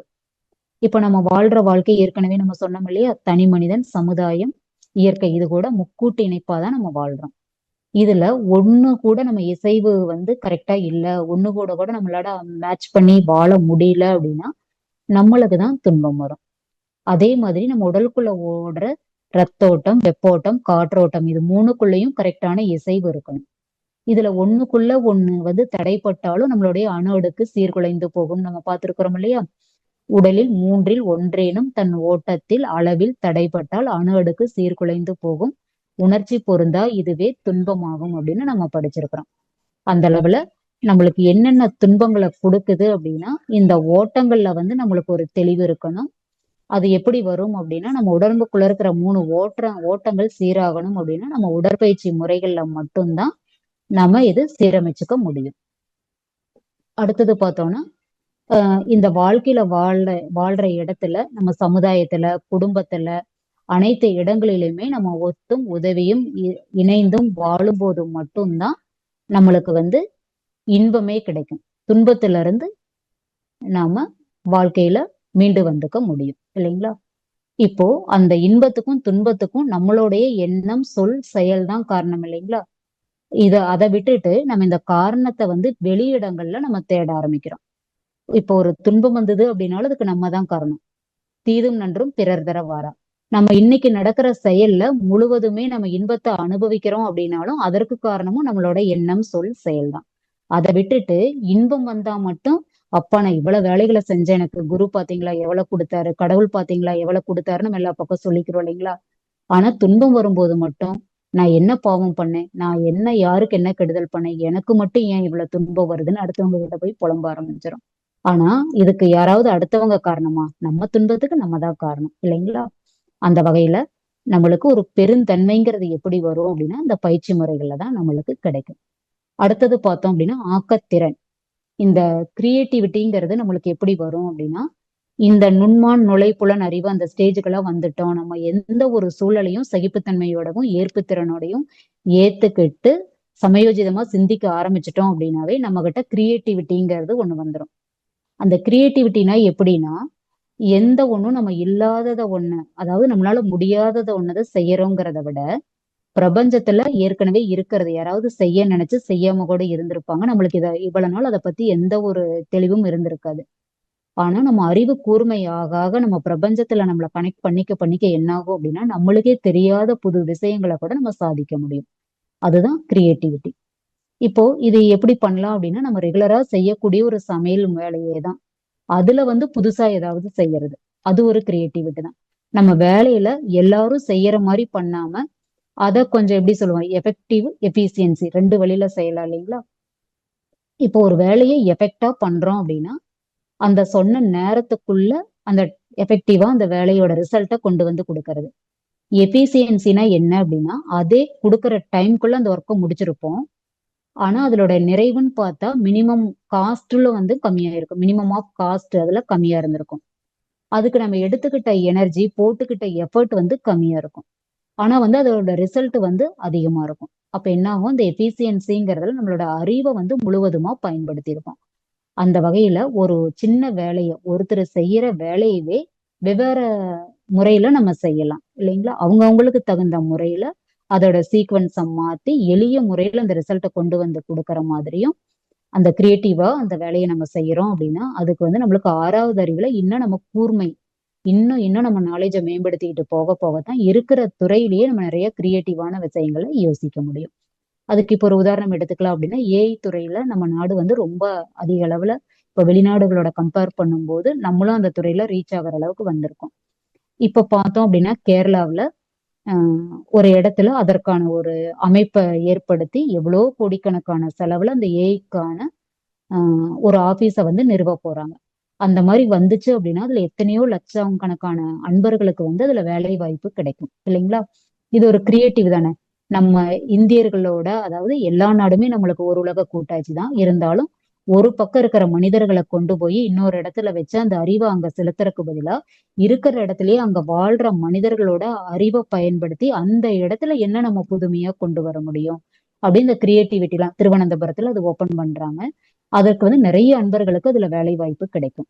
அப்ப என்ன ஆகுது அப்படின்னா கிரியேட்டிவா ஒரு விஷயத்தை யோசிச்சு அதுக்கு ரொம்ப மெனக்கெடாம அந்த இடத்துலயே அந்த மனிதர்கள் பயன்படுத்திக்க கூடிய புதிய அறிவான யுக்திகள்லாம் எப்படி வரும் அப்படின்னா நம்ம பயிற்சி முறைகள்ல வந்து இது நிறைய நம்மளுக்கு அந்த வாய்ப்பை ஏற்படுத்தி கொடுக்கும்.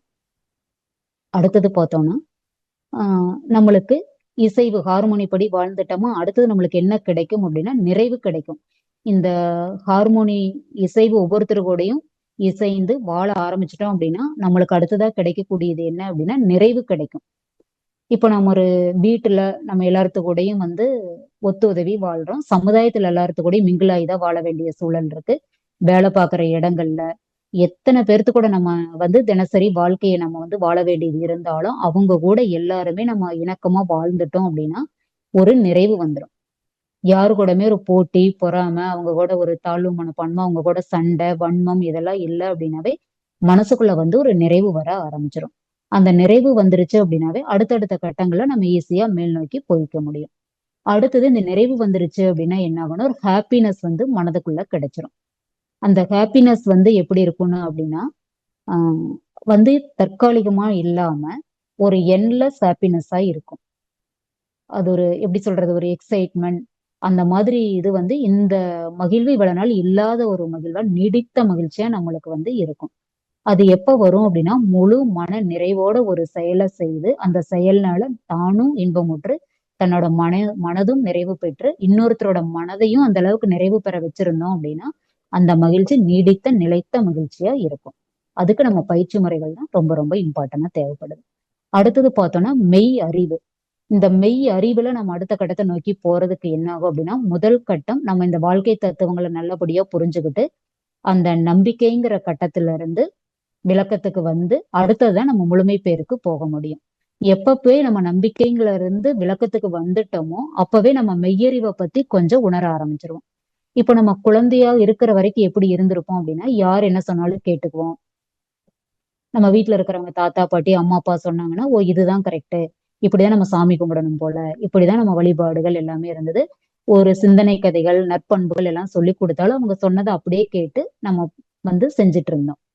அதுவே இப்ப இந்த பயிற்சி முறைகளுக்கு வந்ததுக்கு அப்புறம் நம்ம அருட்தந்தை சொன்ன மாதிரிதான் எந்த ஒண்ணுனாலும் சிந்திச்சு சுயமாவே நம்ம தெளிஞ்சு சிந்தித்தே தெளிவாயின்னு சொன்ன மாதிரி நம்ம சுய அறிவை கொண்டு சிந்திச்சு பண்ணும்போது என்ன ஆகும் அப்படின்னா நம்மளுக்கு ஒரு விஸ்டம் கிடைக்கும். எந்த ஒன்னையும் எப்படி நுணுகி ஆராயணும், அந்த நம்பிக்கையில இருந்து விளக்க வழிக்கு எப்படி போகணும், யார் ஒருவர் சொன்னாலும் நம்ம செவி வழியா கேட்டாலும் படிச்சாலும் இது ஏன் பண்றோம் எதுக்காக பண்றோம் இதனுடைய நோக்கம் என்ன இது பண்றதுனால விளைவு எப்படி வரும் இந்த விளைவு நம்மளுக்கு மட்டும் நல்லதா அத்துணை அன்பர்களுக்கும் நல்லதா போய் முடியுமான்னு ஒவ்வொன்னையும் பண்ணக்கூடிய அந்த விஸ்டம் நாலேஜ் வந்து எதுல வரும் அப்படின்னா நம்ம பயிற்சி முறைகள்ல மட்டும்தான் வரும். இதையெல்லாம் நம்ம எதுக்காக இத்தனையும் நம்ம எடுத்து நம்ம ஃபாலோ பண்ண நினைக்கிறோம் அப்படின்னா இருக்கிற பதிவுகளே நம்மளுக்கு போதும். இதையெல்லாம் நம்ம பின்பற்றும் போது எந்த ஒரு புதிய பதிவையும் நம்ம எடுத்துக்க மாட்டோம். இருக்கிற பதிவுகளையும் நம்ம ஆட்டோமேட்டிக்கா இந்த பயிற்சிகள்ல நம்ம இத்தனை இதுக்குள்ள கொண்டு வரும்போது என்ன ஆகும்னா நம்மளுக்கு தெரியாமே தீய பதிவுகள் வெளியில போக ஆரம்பிச்சிடும். எப்படின்னா நல்ல பதிவுகளை உள்ள போட போட தீய பதிவுகளினுடைய அழுத்தம் கீழே போய் அது முகிழ்ச்சிக்கு வராம எழுச்சிக்கு வராம அப்படியே அடங்கிரும். அதுக்கு மேல இருக்கிற நல்ல பதிவுகள் எண்ணம் சொல் செயலா மலர்ந்து நம்மளுக்கும் சமுதாயத்துக்கும் நற்பண்புகளை கொடுக்கும். அடுத்தது பார்த்தோம்னா அமைதி. இதெல்லாம் கிடைச்சதுன்னா நம்மளுக்கு கடைசியா கிடைக்கக்கூடியது என்ன அப்படின்னா ஒரு அமைதி நிலைக்கு வந்துருவோம். ஒரு நியூட்ரல் ஸ்டேஜ்னு சொல்லுவாங்க இல்லையா, நியூட்ரல் இது நிலைக்கு வருவோம். அது எப்படி வரும் அப்படின்னா நிறைய பேர் படுத்த படுக்கையா இருந்த ஒரு பெரியவர்களை போய் கேட்டோம்னா ரொம்ப ஏஜ் ஆனவங்க இறந்துட்டாங்கன்னா நம்ம ஊர்ல எல்லாம் பார்ப்போம் ரொம்ப சந்தோஷமா மேலதாளத்தோட பட்டாசெல்லாம் வெடிச்சு மிக நிறைவா அவங்கள வந்து அடக்கம் பண்ணுவாங்க. அப்ப நம்ம நினைப்போம் இவரும் ஒரு உயிரினம் தானே, ஏன் வந்து அவங்கள வந்து நம்ம அந்த உயிர் இதானப்ப இவங்க இவ்வளவு சந்தோஷப்படுறாங்க, அவங்களுக்கு இவங்க வருத்தம் தானே படணும் அப்படின்னு பார்க்கும்போது என்ன ஆகுது அப்படின்னா வந்து ஆனா அவர் நிறைவா வாழ்ந்துட்டாரு சொல்லுவாங்க. அவங்க பேரன் பேத்தி எல்லாம் எடுத்துட்டாங்க, கொள்ளு பேரன் பேத்தி எல்லாம் எடுத்துட்டாங்க, அதனால அவர் நிறைவா வாழ்ந்துட்டாரு, அதனால அவர் வாழ்க்கை வந்து ரொம்ப சந்தோஷமா முடிச்சுக்கிட்டாரு அப்படின்னாலும் அவ்வளவு என்ஜாய் பண்ணி சொல்லுவாங்க. அப்ப யாருமே அந்த அளவுக்கு அவரை ஃபீல் பண்ண மாட்டாங்க. அவரே இதே மாதிரி ஒரு நிலையில படுத்த படுக்கையா இருக்கிறவர்கிட்ட போய் கேட்டா என்ன தெரியுங்களா சொல்லுவாங்க, எல்லாமே நான் அனுபவிச்சிட்டேன்ப்பா. இனிமேல் எனக்குன்னு என்ன இருக்குது? என்னோட பசங்க பேரன் பேத்திக நல்லா இருந்தா போதும். அதையெல்லாம் நான் பார்த்துட்டேன். இன்னமேல் எனக்கு எப்பப்பா எப்ப வந்து இறைவன் கூப்பிட்டாலும் நான் போய்க்குவேன்னு சொல்றாங்க இல்லையா? அது ஒரு நியூட்ரல். அவங்களுக்கு ஒரு துன்பம்னாலும் அதை பெருசா எடுத்துக்க மாட்டாங்க. இன்பம்னாலும் அவங்களுக்கு எல்லாமே வாழ்ந்து அனுபவிச்சிருக்காங்க. அவங்களுக்கு ஒண்ணும் பெருசா எதுவும் தோணாது. அந்த இடத்துல அவங்க ஒரு நியூட்ரல் ஸ்டேஜ்ல இருப்பாங்க. அந்த மனநிலை அவங்களுக்கு மட்டும்தான் வருமானா, அதுக்காக நம்ம அவ்வளவு ஏஜ் போய் 86 வயசு போய் தான் அதை அனுபவிக்கணுமானா, அப்படி இல்ல. ஒரு தவம் பண்ணிட்டு, ஒரு தற்சோதனை பயிற்சி பண்ணிட்டு, இன்னைக்கு நாம தூங்கும்போது, இறைவா இன்னைக்கு கொடுத்த நாள இந்த அளவு நான் பயனோட வாழ்ந்துட்டேன். எனக்கு மட்டும் இல்ல, என் குடும்பத்துக்கு மட்டும் இல்ல, புதிய இவ்வளவு ஒரு அன்பர்களுக்கு இந்த பயிற்சி முறையோ, ஏதோ ஒரு நல்ல சிந்தனைகளையோ, நல்ல பண்புகளையோ, என்னால முடிஞ்சதை நான் இந்த சமுதாயத்துக்கு செஞ்சேன்னு நம்ம ஒரு நிறைவா போய் தூங்குவோம் பாத்தீங்களா? அதை விட பெரிய பேரமைதி எங்கேயுமே இருக்காது. இதை நல்லா நம்ம சர்வீஸ் பண்ற அன்பர்களுக்கு இந்த அமைதி நிலை நம்ம தூக்கத்துக்கு முன்னாடி நம்மளுக்கு கிடைச்சிருந்திருக்கும்.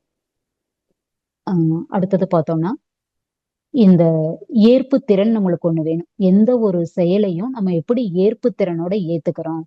இவ்வளவு நேரம் நம்ம சொல்றதுக்கு இது எல்லாமே நம்மளுக்கு ஈஸியா தான் இருக்கும். ஒண்ணே ஒண்ணு என்ன அப்படின்னா, ஏற்பு திறன்கிறது எப்படி நம்மளுக்கு வரும் அப்படின்னா, இவ்வளவு பயிற்சி முறைகள் எல்லாம் நம்ம கரெக்டா பண்றோம். ஆனா அந்த சூழ்நிலை வரும்போது அது ஏத்துக்கக்கூடிய பக்குவம் வந்து நம்ம கிட்ட இருக்காது. சொல்றதுக்கும் செயல்பாட்டுக்கும் பிராக்டிக்கல் லைஃப்க்கு எவ்வளவு டிஃபரன்ஸ் இருக்குது இல்லைங்களா? அந்த சூழ்நிலையை நம்மளால ஏத்துக்க முடியாத போது நிறைய மனச்சிக்கலும், மன உளைச்சல், அடுத்தவங்களை திட்டிறது, இந்த மாதிரி சிக்கலான குழப்பமான சூழ்நிலைக்கு என்ன காரணம் அப்படின்னா, அந்த ஏற்பு திறன் இல்லாமை தான் காரணம். இப்ப அந்த ஏற்பு திறனை நம்ம எப்படி வளர்த்துக்கலாம் அப்படின்னா, ஃபார் எக்ஸாம்பிள் நம்ம ஒரு மன்றத்துக்கு போறோம். அந்த இடத்துல வந்து ஒரே ஒரு ஸ்டூடெண்ட் வந்திருக்காங்கன்னு வைங்க. அப்ப நம்ம மனநிலை எப்படி இருக்கும்? என்னடா இவ்வளவு தூரம் வந்தோமே, நம்ம 5, 20 கிலோமீட்டர் டிராவல் பண்ணி வந்தோம். ஒரே ஒரு ஸ்டூடெண்ட் இருக்காங்க. இவங்களுக்கு போய் நம்ம வகுப்பு எடுக்கிறதா? உடனே நிர்வாகத்து மேல கோவம் வரும். இவங்க சொல்லியிருக்கலாம்ல, அந்த ஒருத்தரையும் சொன்னா அவங்க வராம இருந்திருப்பாங்க. நம்மளாவது வீட்டுல வேற வேலையை செஞ்சிருக்கலாம். அந்த ஒருத்தருக்காக நம்மள இவ்வளவு தூரம் அலைய வச்சுட்டாங்களேன்னு மனசுல நினைச்சுக்கிட்டு. ஆனா அந்த இடத்துல போய் எதுவும் பேசாம, அந்த எண்ணத்தோடயே அவங்களுக்கு வகுப்பு எடுத்தா எப்படி இருக்கும்? அந்த வகுப்பு ஏனோதானோன்னு தானே இருக்கும். நம்மளுடைய கடமை என்ன அப்படின்னா, ஒரு அன்பரா இருந்தாலும், 100 அன்பரா இருந்தாலும், 1000 அன்பர்களா இருந்தாலும், நம்ம செய்ய வேண்டிய வேலையை நம்ம கடமையும் பொறுப்போட அதை சரியா செஞ்சோம் அப்படின்னாதான் அதற்கான பயன் நம்மளுக்கும் கிடைக்கும். அதை பயன் பெற்றுக்கிட்டவங்களுக்கும் அது பிரயோஜனமா இருக்கும். அப்ப அந்த ஏற்புத்திறன் வந்து எப்படி வரும் அப்படின்னா, அதுக்கு யாரு முழு உதாரணமா சொல்லலாம் அப்படின்னா, நம்ம அருட்தந்தையை தான் சொல்லலாம். அவர் வந்து நம்ம இந்த இடத்த வாழ்க்கை வரலாறுல படிச்சிருப்போம். ஒரு தடவை வந்து கூடுவாஞ்சேரியில இருந்து ட்ரெயின் புடிச்சு ஊட்டி அங்க ஏதோ ஒரு இடத்துக்கு தீட்சைக்காக குடுக்கறக்காக வராரு. 2 அன்பர்களுக்காக மட்டும்தான். நம்மளா இருந்தா 2 அன்பர், ஒரு அன்பரா இருந்தா அவங்கள வேணா அங்க தாட்டி விடுங்க. நான் எதுக்குங்க அங்க போகணும்னு தானே நம்மளா இருந்தா நினைச்சிருப்போம். அந்த 2 பேர் நீங்க செலவு பண்ணிக்கிட்டு என்னைய தேடி வர வேண்டாம். நான் ஒரு ஆள் உங்களுக்காக வரேன்ட்டு அங்க வந்து, அப்ப அவங்க ஏதோ வெளி வேலையா வெளியில போயிடுறாங்க. அவங்க திண்ணையில உட்கார்ந்து இருந்து அவங்க வர வரைக்கும் வெயிட் பண்ணி இருந்து அந்த பயிற்சி முறைகளை கொடுத்தாரு அப்படின்னா, அந்த ஏத்துக்கிற பக்குவம் வந்து நம்ம அருட்தந்தைக்கு எந்த அளவுக்கு இருந்திருக்கும். நம்மளுக்கு இந்த சூழல்லயே அவ்வளவு வருமானா அதுல ஒரு டவுட் தான். ஏன்னா நம்ம மனிதர்ல இருந்து அடுத்த நிலைக்கு மனிதர் நிலைக்கு உயர்றதுக்கு முயற்சி பண்றோம். இல்லைன்னு எல்லாம் சொல்லல. அருட்தந்தை வந்து நீங்க என்னோட நிலைக்கு வர முடியாதுன்னு சொல்லல. மாமனிதர் அளவுக்கு யாரும் உயர முடியாதுன்னு அவர் எந்த இடத்துலயும் சொல்லல. என்னை விட நீங்க இன்னொரு படி மேல வந்து நான் கொடுத்த விஷயங்களையும் நீங்க உள்ள வச்சுக்கிட்டு உங்க அறிவையும் இதை கூட பயன்படுத்தி இன்னும் அடுத்த கட்டத்துக்கு நீங்க என் தோள் மேல ஏறி நீங்க இந்த உலகத்தை வந்து பார்க்கலாம் அப்படிங்கிற அளவுக்கு தான். எந்த ஒரு அப்பா தான் ஒரு திருவிழாவுக்கு போனோம்னா அம்மா கூட இடுப்புல வச்சுக்குவாங்க. இடுப்பு வளைச்சதுன்னா கொஞ்சம் கீழே இறக்கி விட்டுருவாங்க. ஆனா அப்பா மட்டும்தான் அந்த வியூ கரெக்டா தெரியல அப்படின்னா அந்த குழந்தைய ஒரு 10 வயசு வரைக்கும் கூட இருக்கிற குழந்தைய கூட தோள் மேல ஏத்தி வச்சு தான் கண்ட இந்த உலகத்தை விட தன் மகன் அதிகப்படியா காணணும், நிறைய இன்பங்களை அனுபவிக்கணும்னு காட்டுவாரு. அந்த அளவுக்கு தான் நம்மளுடைய அருட்தந்தை. நான் வந்து தெரிஞ்சு நான் கத்துக்கிட்ட பிரபஞ்சத்துல இருந்து கத்துக்கிட்டதை எல்லாம் முழுவதுமா உங்களுக்கு சொல்லிட்டேன். உங்க அறிவையும் இதை கூட பயன்படுத்தி இதை விட புது புது விஷயங்களை கூட உங்களால தெரிஞ்சுக்க முடியும், கண்டுபிடிக்க முடியும்னு யார் ஒருவர் பெருந்தன்மையா சொல்லுவாருன்னா நம்மளுடைய தந்தை ஸ்தானத்துல அருட்தந்தையா இருந்து உலக மக்களுக்கே நல்வழி காட்டுற நம்ம அருட்தந்தையை தான் சொல்ல முடியும் இல்லைங்களா? அந்த அளவுல அந்த ஏற்புத்தன்மையை நம்ம வளர்த்துக்கிட்டா மட்டும்தான் அத்தனை சூழல்லையும் நம்மளால வாழ்ந்து அந்த சூழலை வந்து கிராஸ் பண்ணி நம்ம வர முடியும். நம்ம இப்ப வீட்டுல இருக்கிற மாதிரியே எல்லா இடமும் இருக்காது. ஒவ்வொரு மன்றத்துக்கு போனா இப்படிதான் இருக்கணும், அப்படிதான் இருக்கணும்னு இல்லை. நம்மளோட கடமையை நம்ம செய்யறதுக்கு போறோம் அப்படின்னா அந்த இடத்த நம்ம ஏற்புத்தன்மையோட ஏத்துக்கிட்டு நம்ம பணியை சிறப்பா செய்யறதுக்கு இந்த தன்மை நம்மளுக்கு ரொம்ப ரொம்ப முக்கியம். இந்த இடத்துல இன்னொரு உதாரணம் சொல்லலாம். நம்மளுக்கு நிறைய இடத்துல நம்ம வீட்லயே ஆகட்டும், அலுவலகங்களே ஆகட்டும், தொழில் சார்ந்த இடங்கள்லயே ஆகட்டும், நம்மள வந்து நிறைய பேர் திட்டுறக்குண்டான, நம்மள புரிஞ்சுக்காம நிறைய நெகட்டிவா பேசுறக்கோ, திட்டுறக்கோ, நம்மள குறை சொல்றக்கோ நிறைய வாய்ப்புகள் வந்தாலும் நம்ம ஏற்புத்தன்மையை எப்படி ஏத்துக்கணும்னு பாருங்க. இப்போ அன்னை தெரசா எல்லாத்துக்குமே தெரியும். அப்ப வந்து எனக்கு அன்னை தெரசாவை பத்தி எப்பப்பவெல்லாம் நினைவு வரும்போது நம்ம அருளன்னை லோகாம்பாளும் நினைவுக்கு வருவாங்க. எப்படின்னா, நம்ம அருட்தந்தை வந்து ஒரு இடத்துல நம்மளுக்கு தான் குழந்தைகள் இல்லையேம்மா, நம்ம அடுத்த வாரிசா நம்ம எப்படி யாரை நம்ம சொல்ல முடியும் அப்படிங்கும்போது அருளன்னை சொல்றாங்க, ஒன்றும் கவலைப்படாதீங்க, நம்மளுக்கு பிறந்திருந்தா 1, 2 குழந்தைங்க பிறந்திருக்கலாம். இப்ப நம்மளுக்கு குழந்தைங்க இல்லாதனால இந்த பயிற்சி இன்ன வரைக்கும் யாரு எடுத்துக்கிட்டாங்களோ, இன்றைய காலகட்டங்கள்ல யாரு எடுத்துட்டு இருக்காங்களோ, இனி வர காலங்கள்லயும் இந்த பயிற்சி முறைகள்ல யார் யார் வர்றாங்களோ அவங்க எல்லாருமே நம்மளுடைய குழந்தைகள் தான். அதனால நம்ம குழந்தை இல்லைங்கிறதே வருத்தப்பட்டுக்க வேண்டாம்னு அருளன்னை சொன்னாங்க இல்லையா? அதே மாதிரிதான் அன்னை தெரசா அவர்களுக்கு குழந்தை இல்லைனாலும் கருவுற்று இருந்தா ஒரு தாய்க்கு வேணா குழந்தையோ ஆகலாம், 2 குழந்தைக்கோ தாயாகலாம் கருவுற்று இருந்தா. ஆனா கருணையுற்றதுனாலதான் ஒட்டுமொத்த உலக மக்களுக்குமே அன்னை தெரசான்னு அந்த சொல்லக்கூடிய பட்டம் அவங்களுக்கு கிடைச்சது அப்படின்னா அந்த அன்பும் கருணையும் தான். அதே அன்பும் கருணையும் தான் நம்ம அருட்தந்தைகிட்டையும் இருந்தது, நம்ம அன்னை லோகாம்பலமாகிட்டையும் இருந்தது. அவங்க பார்த்து நினைச்சு அவங்க அவ்வளோ விஷயங்களை சாக்ரிஃபைஸ் பண்ணாம இருந்திருந்தாங்க அப்படின்னா உலக மக்களுக்கு இந்த வேதாத்திரியம்ங்கிற இவ்வளவு பெரிய பெட்டகம் வந்து நம்மளுக்கு கிடைச்சிருக்குமா? யோசிச்சு பாருங்க. அன்னையோட இப்போ ஒருத்தர் வந்து ஒரு வாழ்க்கையில வெற்றி அடையறாங்க அப்படின்னா அவங்க அதுல அடைஞ்ச வலி வேதனை, அவங்க கடந்து வந்த பாதையை விட அவங்க கூட இருந்த பின்னால இருந்து அவங்களுக்கு சப்போர்ட் பண்ணவங்க அதை விட வலி வேதனைகள் துன்பங்களை வந்து அனுபவிச்சுதான் அவங்கள அடுத்த கட்டத்துக்கு முன்னேற்றி விட்டுருப்பாங்க. நிறைய இடங்கள்ல அந்த சாதனை படைச்சவங்களுடைய முகம் அது மட்டும் உலக மக்களுக்கு வெளிச்சத்துக்கு வரும். பின்னாடி இருந்து யாரு பூஸ்டப் பண்ணாங்க, யாரு தியாகம் பண்ணாங்க, எவ்வளவு விஷயங்களை அவங்களுக்காக பண்ணிருப்பாங்கங்கிறது தெரியாமையே போயிடும். ஆனா அருட்தந்தை வந்து அந்த பெண்கள் மேல இருந்த அந்த ஒரு அன்பு, மரியாதை, மதிப்பு, பெண்களை வந்து ஒரு சிறப்பினமா அவங்க நடத்தினதுனாலதான் தன்னுடைய மனைவியை பத்தி உலக மக்கள் தெரிஞ்சுக்கணுங்கிறதுக்காக அவங்களோட தியாகத்தையும் எல்லாரும் புரிஞ்சுக்கணும். அவங்களோட தியாகத்தை மட்டுமல்ல, உலகத்திலே பெண்கள் வந்து மிக சிறப்பாகவும் போற்றுதற்குரியவங்களாகவும் நடத்தப்படணும் அப்படிங்கறக்காக தான் அன்னையினுடைய ஆஹ் பிறந்த நாளை வந்து மனைவி நல வேட்பு நாளாக கொண்டு வந்து ஒட்டுமொத்த பெண்களுக்கும் ஒரு சிறப்பு சேர்க்கிற வகையில அந்த நிகழ்வை வந்து ஏற்படுத்தி கொடுத்தாங்க. அந்த வகையில அன்னை தெரசாவை யோசிக்கும் போதெல்லாம் எனக்கு வந்து அருளன்னை லோகாம்பாள் அவங்க அம்மாவுடைய முகம் வந்து வந்து போகும். எப்படின்னா அன்னை வந்து அன்னை தெரசா வந்து தனக்காக எந்த இடத்துலயும் யாருக்கிட்ட எதுவுமே கேட்டதில்லை. ஒரு டிபார்ட்மெண்ட் ஸ்டோர் மாதிரி ஒரு இடத்துல போய் இந்த குழந்தைங்களுக்காக வந்து என்ன கேக்குறாங்கன்னா, கொஞ்சம் பணம் கொடுங்க என் குழந்தைங்களுக்காக, நேற்று கொடுக்குறேன்னு சொல்லியிருந்தீங்களேன்னு போய் கேக்குறாங்க. தினம் வந்து உங்களுக்கு இதே ஒரு வாடிக்கையா போச்சு, பணம் பணம்னு வந்து கேக்குறீங்கன்னு 2, 3 நாளா போனப்போ ஒரு நாளைக்கு வாங்கன்னு தாட்டி விடுறாரு. இவங்களும் சலிக்காம அந்த நாள் போய் குழந்தைகளுக்காக கேக்குறாங்க. இப்படி கை ஏந்தும் போது ரொம்ப கோபமா அந்த கையில எச்சில வந்து வேகமா துப்பிடுறாரு. அப்ப அன்னை வந்து அதை தொடச்சுக்கிட்டு, இத வந்து என் குழந்தைக்கு எனக்காக இதை நான் எடுத்துக்கிறேன், நீங்க கொடுத்த இந்த மரியாதை வந்து எனக்கானதா இருக்கட்டும், என் குழந்தைக்காக நீங்க எங்க குழந்தைங்களுக்காக நீங்க என்ன கொடுக்க போறீங்கன்னு கேட்டாங்க. அந்த சூழ்நிலைய அவங்க எந்த மாதிரி ஏற்புத்திறனோட ஏத்திருக்காங்க பாருங்க. நம்மள இருந்து யாராவது ஒருத்தர் நம்மள ஒரு வார்த்தை சொல்லிட்டாங்க அப்படின்னா நம்ம அதுக்கு எப்படி சீறி பாஞ்சு எப்படி போய் அதுக்கு 4 வார்த்தை சொல்லி அதை மேட்ச் பண்ணா கூட நம்மளுக்கு அந்த அமைதி நிலை வர மாட்டேங்குதே. அப்ப அந்த அளவுக்கு ஏற்புத்திறனுடைய மனிதர்கள்லாம் இருந்திருக்காங்க. இன்னும் நிறைய பேர் லைவ்ல இருக்காங்க. நம்ம எல்லாத்தையும் நம்ம உதாரணமா சொல்ல முடியாதுங்கிறதுக்காக நான் ஒரு உதாரணம் சொல்லி அடுத்ததுக்கு நம்ம போலாம்.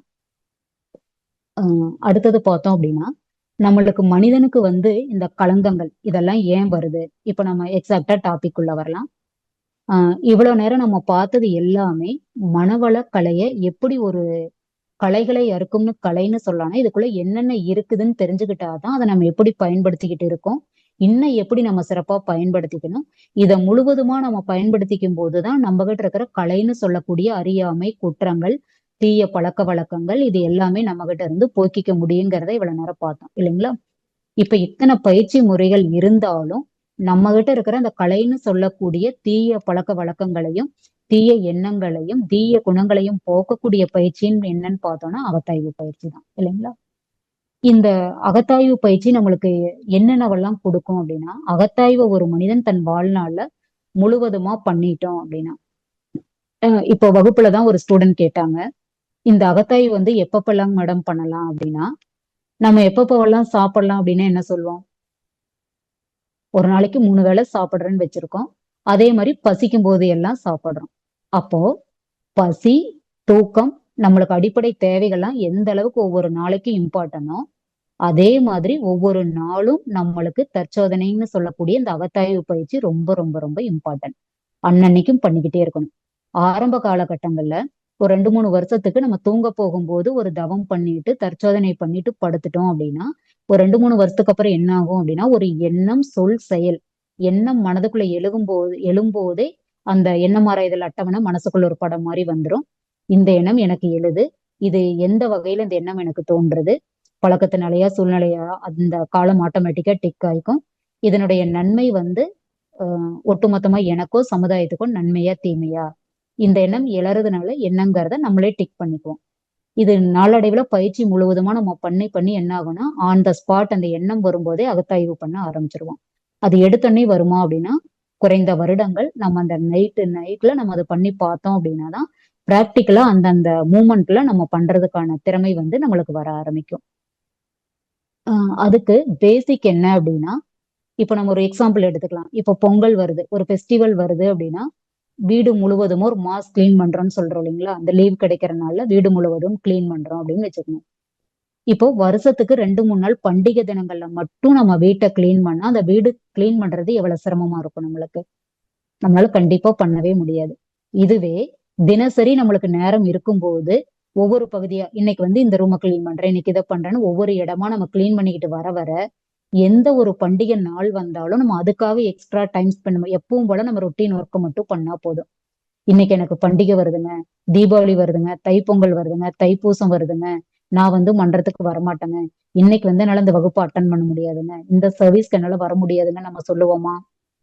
ரெகுலரா பண்ண வேண்டிய ஒர்க்ல நம்ம வீட்டை தூய்மைப்படுத்துறது ஒரு பணியா செஞ்சு அன்றாட வேலைகளை அன்னன்னைக்கு நம்ம செய்யும்போது, பண்டிகை காலங்கள்ல நம்மளுக்கு எப்படி சிரமம் வராதோ, அதே மாதிரி தினசரி நம்மளுக்குள்ள சேரக்கூடிய பதிவுகளை எது எது நல்ல எண்ணம், சொல், செயலா செஞ்சோம், எது எது நல்ல பதிவுகளை நம்மளுக்கு ரிட்டர்ன் கொடுத்துருக்குது, எதை நம்மளுக்கும் தெரியாம கூட ஒரு சின்ன தீய செயலை செஞ்சுட்டோமோ, அது வந்து நம்மளுக்கு இந்த மாதிரி தீய பதிவுகளை கொடுத்துருங்கிற அந்த ஒரு அவேர்னஸோட அன்னன்னைக்கு நம்ம மனதையும், உள்ளத்தையும், ஆன்மா, மனம், உள்ளம், ஆன்மா, கருமையம், மனசாட்சி எல்லாமே ஒண்ணுதான் இல்லைங்களா?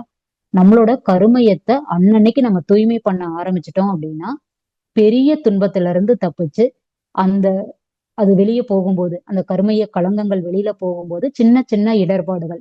இப்ப எப்படி நீ கால்ல பெரிய அடியா வர வேண்டியது ஒரு சின்ன முள்ளு குத்தி நம்மளுக்கு சரியாகிற மாதிரி, அன்னன்னைக்கு நம்ம கருமையத்தை தூய்மை பண்ணும்போது, துன்பமும் சின்ன அளவுல வந்து அப்பவே நிறைவு பெற்றும். மொத்தமா சேர்த்தி வச்சு அதுவே தாங்கிக் கொள்ள முடியாத அளவுக்கு போகும்போதுதான் துன்பத்தை பெரிய அளவுல வச்சு மனிதன் தாங்க கொள்ள முடியாத அளவுக்கு துன்பத்தை கொடுக்கறது எதனால அப்படின்னா, நம்ம கருமையத்துல இருக்கிற பதிவுகள் தான் நம்மளுக்கு துன்பத்தை கொடுக்குது. இதை தெரிஞ்சுக்கிட்டோம் அப்படின்னாவே அகத்தாய்வு பயிற்சியை தினசரி நம்ம செய்ய ஆரம்பிச்சிருவோம். அடுத்தது பார்த்தோம்னா, இந்த அகத்தாய்வு பயிற்சியை திறம்பட செய்யறதுக்கு நம்ம சிந்தனைய வந்து திறனை எந்த அளவுக்கு வளர்த்துக்கணும் அப்படின்னு நம்ம பார்க்கணும். இப்ப நீங்க இவ்வளவு நேரம் நம்ம பார்த்ததுல எண்ணத்தை வந்து நல்ல எண்ணமா நம்ம மாத்திக்கிட்டோம். சொல்ல வந்து எண்ணம் நல்லா இருந்தாவே அதுல இருந்து வரக்கூடிய சொல் கண்டிப்பா இனிமையான சொல்லாதான் வரும். அடுத்தது பார்த்தோம் அப்படின்னா, எண்ணமும் ஆஹ் அடுத்தது சொல்லும் நல்லா இருக்கும்போது கண்டிப்பா செயலும் நம்ம திருத்தி அமைச்சு நல்ல செயலா தான் செய்வோம். இதுல எந்த மாற்றமும் இல்லை. ஆனா அந்த செயலை எப்படி செய்யணும்னு ஒரு ஃபார்முலா கொடுத்திருக்காரு பாருங்க அடுத்தது. இதுக்கு அடுத்த கான்செப்ட் அதான் அர்த்தந்தை கொடுத்திருக்காங்க. என்ன கொடுத்திருக்காங்க அப்படின்னா, எந்த ஒரு காரியத்தையும் திட்டமிட்டு செய்யறது. திட்டமிட்ட செயல் மட்டும்தான் முழு வெற்றியை வந்து ஏற்படுத்தி கொடுக்கும். எந்த ஒரு செயலை செய்யும் போதும் திட்டமிடாம ஏதோ ஒரு போக்குல, இப்ப கண் போன போக்குல போற மாதிரி ஒண்ணு பார்த்ததை அப்படியே செய்யறது, ஒருத்தர் பண்றாங்கங்கிறக்காக அந்த வேலையை செய்யறது, அந்த நம்ம எடுத்துக்கு கொண்ட வேலையில முழுவதுமான நம்மளுக்கு ஒரு நாலேஜ் இல்லாம அது அறகுறையா நம்ம தொடங்குறது. எல்லாத்துக்குமே எல்லா வகையான அறிவு இருக்குமானா இல்ல, நம்ம மேம்படுத்திக்கிட்டு தான் வர்றோம். நம்மளுக்கு தெரியாத ஒரு விஷயத்த செய்யும் போது நம்மளுக்கு முன்னாடி இருக்கிற அறிஞர்களையோ, மிகச்சிறந்த பேராசிரியர்களோ கேட்டு ஒரு விஷயம் செய்யறது, குடும்பத்துல இருக்கிற பெரியவங்க கிட்ட கேட்டு ஒரு திட்டமிடுறது, அந்த மாதிரி நமக்கு மீறிய விஷயங்களை அடுத்தவங்க கிட்ட கேட்டோ அல்லது ப்ராப்பரா அது என்ன பண்ண போறோம், இது என்ன மாதிரி விளைவுகளை கொடுக்கும், எந்த டைம்குள்ள பண்ண போறோம், அதோடைய நோக்கம் என்ன, இதையெல்லாம் தெளிவா தெரிஞ்சுக்கிட்டு திட்டமிட்டு பண்ணக்கூடிய செயல் மட்டும்தான் முழு வெற்றியை கொடுக்கும். இந்த திட்டமிடல் மிக சரியா இருக்கணும். அடுத்தது பார்த்தோம்னா அந்த திட்டமிடுற ஒவ்வொரு செகண்ட்லயும் நம்ம விழிப்பு நிலையோட இருக்கணும். இது நம்ம ஏற்கனவே பார்த்ததான், அதனால உதாரணங்கள்லாம் வேண்டாம், சிம்பிளா மட்டும் சொல்லிக்கிறேன். நம்ம திட்டமிடக்கூடிய அந்த செயல் எப்படிப்பட்டதா இருந்தாலும் அதுல நம்ம அன்னைக்கே திட்டமிட்டு வச்சிட்டோம்ல, இப்ப செய்யதானே போறோம் அப்படின்னு கொஞ்சம் கேர்லெஸ்ஸா இருந்துராம செய்யும் போது ஒவ்வொரு கணமும் நம்ம அவேர்னஸா இருந்தா மட்டும்தான் திட்டமிட்டபடி செயலை செய்ய முடியும். திட்டமிட்டபடி செயலை செய்யறதுக்கும் வெறுமனே ஒரு செயலை செய்யறதுக்கும் நிறைய டிஃபரன்ஸ் இருக்கு. இன்னொன்னு பார்த்தோம் அப்படின்னா, இந்த திட்டமிடல்ங்கிறத நம்ம எடுத்துக்கிட்டோம் அப்படின்னா, ஷார்ட் டேர்ம் பிளான் ஒண்ணு இருக்குது, லாங் டேர்ம் பிளான் இருக்குது. ஒவ்வொரு மனிதனுக்குமே லைஃப்ல இந்த கோல் ரொம்ப ரொம்ப முக்கியம். இப்ப நம்ம குடும்பத்துக்கா இருக்கட்டும், நம்ம மனவளக்கலைக்கா இருக்கட்டும், உலக மக்களுக்கு செய்யக்கூடியதா இருக்கட்டும், தொழில்துறைக்கு செய்யக்கூடியதா இருந்தாலும் நம்ம காலங்களை கொஞ்சம் பிரிச்சு இந்த வாரத்துல நம்ம இதை என்ன செய்ய போறோம், இந்த வாரத்துக்கு என்னுடைய ஒர்க் என்ன, இன்னும் ஒரு மாசம் கழிச்சு நான் என்னென்ன வேலையை நான் அன்னைக்கு செஞ்சு முடிக்க வேண்டியது இருக்கு, இன்னும் 3 மாசம் கழிச்சு நான் என்ன வேலையிலலாம் நான் நிறைவு பெறணும், இந்த இயர் முடியும் போது ஓவராலா என்னோட எல்லா கான்செப்ட்லயும் சேர்ந்து என்ன ஒரு இலக்கை நான் அடையணுங்கிறது ஒரு தெளிவு நம்மளுக்குள்ள இருக்கணும். இது நம்ம பழக ஆரம்பிச்சிட்டோம் அப்படின்னா ஒவ்வொரு நாளையும் நைட்டு தூங்க போகும்போதே நம்ம திட்டமிட்டுட்டு படுக்கும்போது அதன்படி நம்ம செயல்பட்டோம் அப்படின்னா எல்லாத்துக்கும் இறைநிலை அதே 24 மணி நேரம் தான் கொடுத்துருக்குது இல்லைங்களா. எல்லாரும் சொல்றது என்ன அப்படின்னா, எனக்கு நேரம் இல்லைங்க, இன்னைக்கு உடற்பயிற்சி பண்ணீங்களா அப்படின்னு கேட்டா எனக்கு டைமே இல்லைங்க அப்படின்றாங்க. இறைநிலை நம்மளுக்கு மட்டும் 24 மணி நேரம், பெரிய பெரிய மகான்களுக்கும் பெரிய தலைவர்களுக்கு 36 மணி நேரம் அப்படியெல்லாம் கொடுக்கல. ஈவன் எல்லாத்துக்கும் ஒரே அந்த 24 மணி நேரம் தான். அதை எப்படி நம்ம திட்டமிட்டு நம்ம சொந்த விஷயங்களுக்கும் அபிசியல் விஷயங்களுக்கும் மனவளக்கலைக்குன்னு எவ்வளவு என்ன மாதிரி திட்டமிடுறோங்கிறது யார் கையில இருக்கு அப்படின்னா நம்ம கையில தான் இருக்கு. இப்ப பார்த்தோம்னா நிறைய அன்பர்கள் டைம் இல்லைன்னு சொல்றாங்க இல்லைங்களா. நம்ம பாரத பிரதமர் மாண்புமிகு மோடிஜி அவங்கள எடுத்துக்கிட்டோம் அப்படின்னா அவருக்கு எத்தனை ஒரு பணி இருக்கும் நீங்க யோசிச்சு பாருங்க. எத்தனை நாடுகளோட மீட்டிங் இருக்கும், எவ்வளவு ஃபைல்ஸ் அவங்க பார்க்க வேண்டியது இருக்கும், எத்தனை தீர்க்கமான முடிவுகளை இன்னைக்கு எடுக்க வேண்டியது இருக்கும், எத்தனை அன்பர்களை, வெளிநாட்டு அன்பர்களை, உள்நாட்டு அரசியல்வாதிகளை, எவ்வளவு அன்பர்களை சந்திக்க வேண்டிய சூழல் இருக்கும்.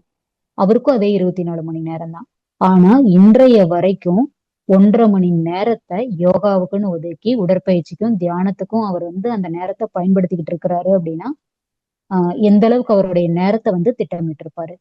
ஒன்ஸ் நம்மளுடைய நேரத்தை நம்ம மிஸ் பண்ணிட்டோம் அப்படின்னா அதை திரும்பி ரெக்கவர் பண்ணும் போது நம்மளுக்கு காலமும் வாழ்க்கை எங்கேயோ போயிரும், வயசும் ஆயிரும். இந்த காலகட்டங்களையே உடற்பயிற்சியை பண்ணி உடலையும் மனதையும் தவமெல்லாம் பண்ணி ஆரோக்கியமா வச்சுக்கிட்டோம்னா நம்ம லைஃப் லாங் நிறைவா வாழலாம்.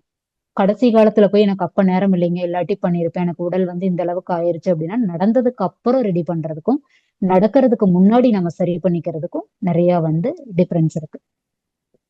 அதே மாதிரி விழிப்பு நிலையில இருக்கணும் நம்ம பார்த்துட்டோம்.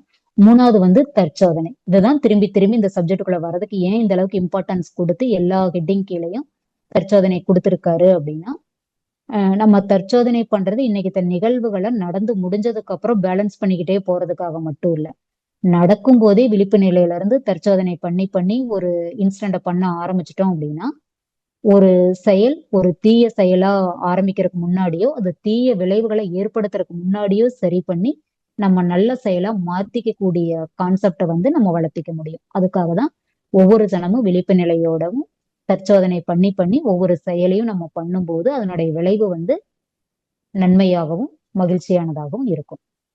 ஓகே, இந்த அளவுல அடுத்ததா என்ன பார்க்க இருக்கிறோம் அப்படின்னா நம்ம கருமையத்தை களங்கப்படுத்தக்கூடிய செயல்கள் என்னென்னு பார்த்தோம் அப்படின்னா அதுல இருந்து நம்ம இந்த களங்கங்களை எப்படி போக்கிக்கலாம் அப்படின்னு நம்ம தெரிஞ்சுக்கலாம். இப்ப இவ்வளவு காலம் தான் நம்ம ஏற்கனவே சொன்னாலே ஒரு பயிர்களுக்கு இருக்கிற கலை நம்மளுக்கு கண்ணுக்கு பளிர்னு தெரியுது. இந்த பயிருக்கும் அந்த பயிருக்கும் பிசிக்கலா டிஃபரன்ஸ் இருக்கிறதுனால அதை நம்ம புடுங்கி எரிஞ்சிடலாம். நம்மளுக்கு உள்ள இருக்கிற தீய குணங்கள் இவ்வளவு நாள் நம்மளுக்கு பிசிக்கலாவே தெரியல, நம்மளுக்கும் தெரியல, உள்ள இருந்து அதை எப்படி எடுக்கணுங்கிறதும் நம்மளுக்கு தெரியல, மனவளக்கலையில வர்றதுக்கு முன்னாடி வரைக்கும் இல்லைங்களா. இப்ப வந்ததுக்கு அப்புறம் அது ஒரு பாத்திரமா இருக்குதுன்னு வச்சுக்கோங்க. இப்ப பால் பாத்திரம் இருக்கு, தினசரி தூங்குறதுக்கு முன்னாடி பால் எல்லாம் எல்லாத்துக்கும் ஆத்தி கொடுத்ததுக்கு அப்புறம் அந்த பால் பாத்திரத்தை நீட்டா சுத்தமா கழுவி திரும்ப ஒரு தடவை நல்ல தண்ணி ஊத்தி நீட்டா கழுவி வைக்கிறோம். எதற்காக? அதுல வாங்குற பால் கெட்டு போயிடக்கூடாது, அது காய்ச்சும் போது பால் திரிஞ்சு போயிடக்கூடாதுங்கிற ஒரு எண்ணத்துக்காக தானே நம்ம அந்த பால் பாத்திரத்தை தினசரி சுத்தம் பண்றோம். அந்த மாதிரி எல்லாரும் இமேஜின் பண்ணி பாருங்க, நம்ம கருமையம்ங்கிறது ஒரு உலோக பாத்திரம், ஒரு செம்பு பாத்திரமாகவோ ஒரு தாமிர பாத்திரமாவோ ஏன் இன்னும் நம்ம உயர்ந்த எண்ணெய் ஒரு தங்கமாவோ பிளாட்டினமாவோ ஒரு பாத்திரம் நம்ம கையில எடுத்து வச்சு அன்னன்னைக்கு அது போட்டு வாஷ் பண்ணி விம்பாரோ சோப்போ லெமனோ 100 எலுமிச்சைகளின் தன்மை இருக்கிற மாதிரி அதுல போட்டு அதை கழுவி குண்டாவை உள்ள இன்செர்ட் பண்ணிக்கிற மாதிரி இருந்தா எப்படி இருக்கும்? ரொம்ப சிறப்பா இருந்திருக்குமா? அந்த மாதிரி இறைவன் நம்மளுக்கு கொடுக்கல. ஏன்னா நம்மளுடைய வினை பதிவுகளை நம்ம செயல் மூலமா மட்டும்தான் நம்ம அதை போக்கிக்க முடியும். அப்போ நம்ம அறம் சார்ந்த செயல்களை செய்து தவ பயிற்சிகள் எல்லாம் செய்து நம்மள நம்ம ஆன்மாவை நம்ம தான் தூய்மைப்படுத்திக்க முடியுமா தவிர அடுத்தவங்க வந்து நம்மளுக்கு தீர்த்தம் தெளிச்சோ தண்ணி தெளிச்சோ நம்மள தூய்மைப்படுத்துறதுக்கான வாய்ப்பே இங்க கிடையாது. நம்ம மட்டும்தான் இதுல வந்து முழு முயற்சியை வந்து எடுத்துக்க முடியும். இதுல என்ன அப்படின்னா, ஒரு முறத்துல வந்து அரிசி இருக்கு. அரிசியில வந்து 1 2 கல்லு, கருப்பரிசி கல்லு, இந்த நெல்லினுடைய உமி இதெல்லாம் இருக்கும். அதை வந்து என்ன பண்ணுவோம், நம்ம அத்தனை அரிசியும் ஒவ்வொன்றா பொறுக்கி தூர தூக்கி போட மாட்டோம். அது வந்து ரொம்ப டஃப்பான விஷயம். அதுல இருக்கிற 2 3 என்னென்ன இருக்குதுங்கிறது நம்மளுக்கு முதல்ல ஒரு மேலோட்டமா தெரியும். அதுக்கப்புறம் இந்த பெருசா இருக்கிற கல்லுகள்லாம் ஈஸியா கண்ணுக்கு தெரியும், அதை எடுத்து போட்டுருவோம். அப்புறம் சின்ன சின்ன தூசெல்லாம் நம்ம கையில எடுக்க முடியாத அளவுக்கு இருக்கும். அதை என்ன பண்ணுவோம் அப்படின்னா, இப்படி புடைச்சோம் அப்படின்னா அந்த தூசு வந்து ஆட்டோமேட்டிக்கா வெளியில போயிடும்.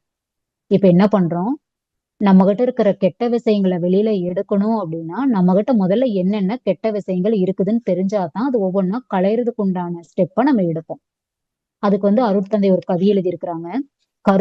கருமையத்தை களங்கப்படுத்தும் செயல்கள் அப்படின்னு எழுதியிருக்காங்க. அதுல நிறைவு பெறாமல் இருக்கும் ஆசைகளின் கூட்டம், நெஞ்சம் மனம் பேச்சிடை பிணக்காகும் பொய்கள், மறைமுகமாய் நேர்முகமாய் பிறர் உளம் வருத்தல், மற்ற உயிர் சுதந்திரமும் வாழ்வின் வளம் பறித்தல், நிறைவளிக்கும் பொறாமை சினம் வஞ்சம் காத்தல், நெறி பிறந்த உணவு உழைப்பு உறக்கம் உடலுறவு கரைப்படுத்தும் எண்ணம், இவை கருமையம் தன்னை களங்கப்படுத்தி விடும் கருத்தோடு சீர் செய்வோம் அப்படின்னு கொடுத்தாரு. ஓகேங்களா? நேரம் முடிஞ்சிருச்சுன்னு மெசேஜ் வந்தது. ஒரு 2 நிமிஷம் நான் அதை பேசி அடுத்தது நிறைவு பண்ணிக்கலாம். இப்ப நம்ம கிட்ட வந்து களங்கங்கள் என்னென்ன இருக்குது அப்படின்னு அருட்தந்தை ஒரு லிஸ்ட் அவுட் பண்ணியே கொடுத்துட்டாரு.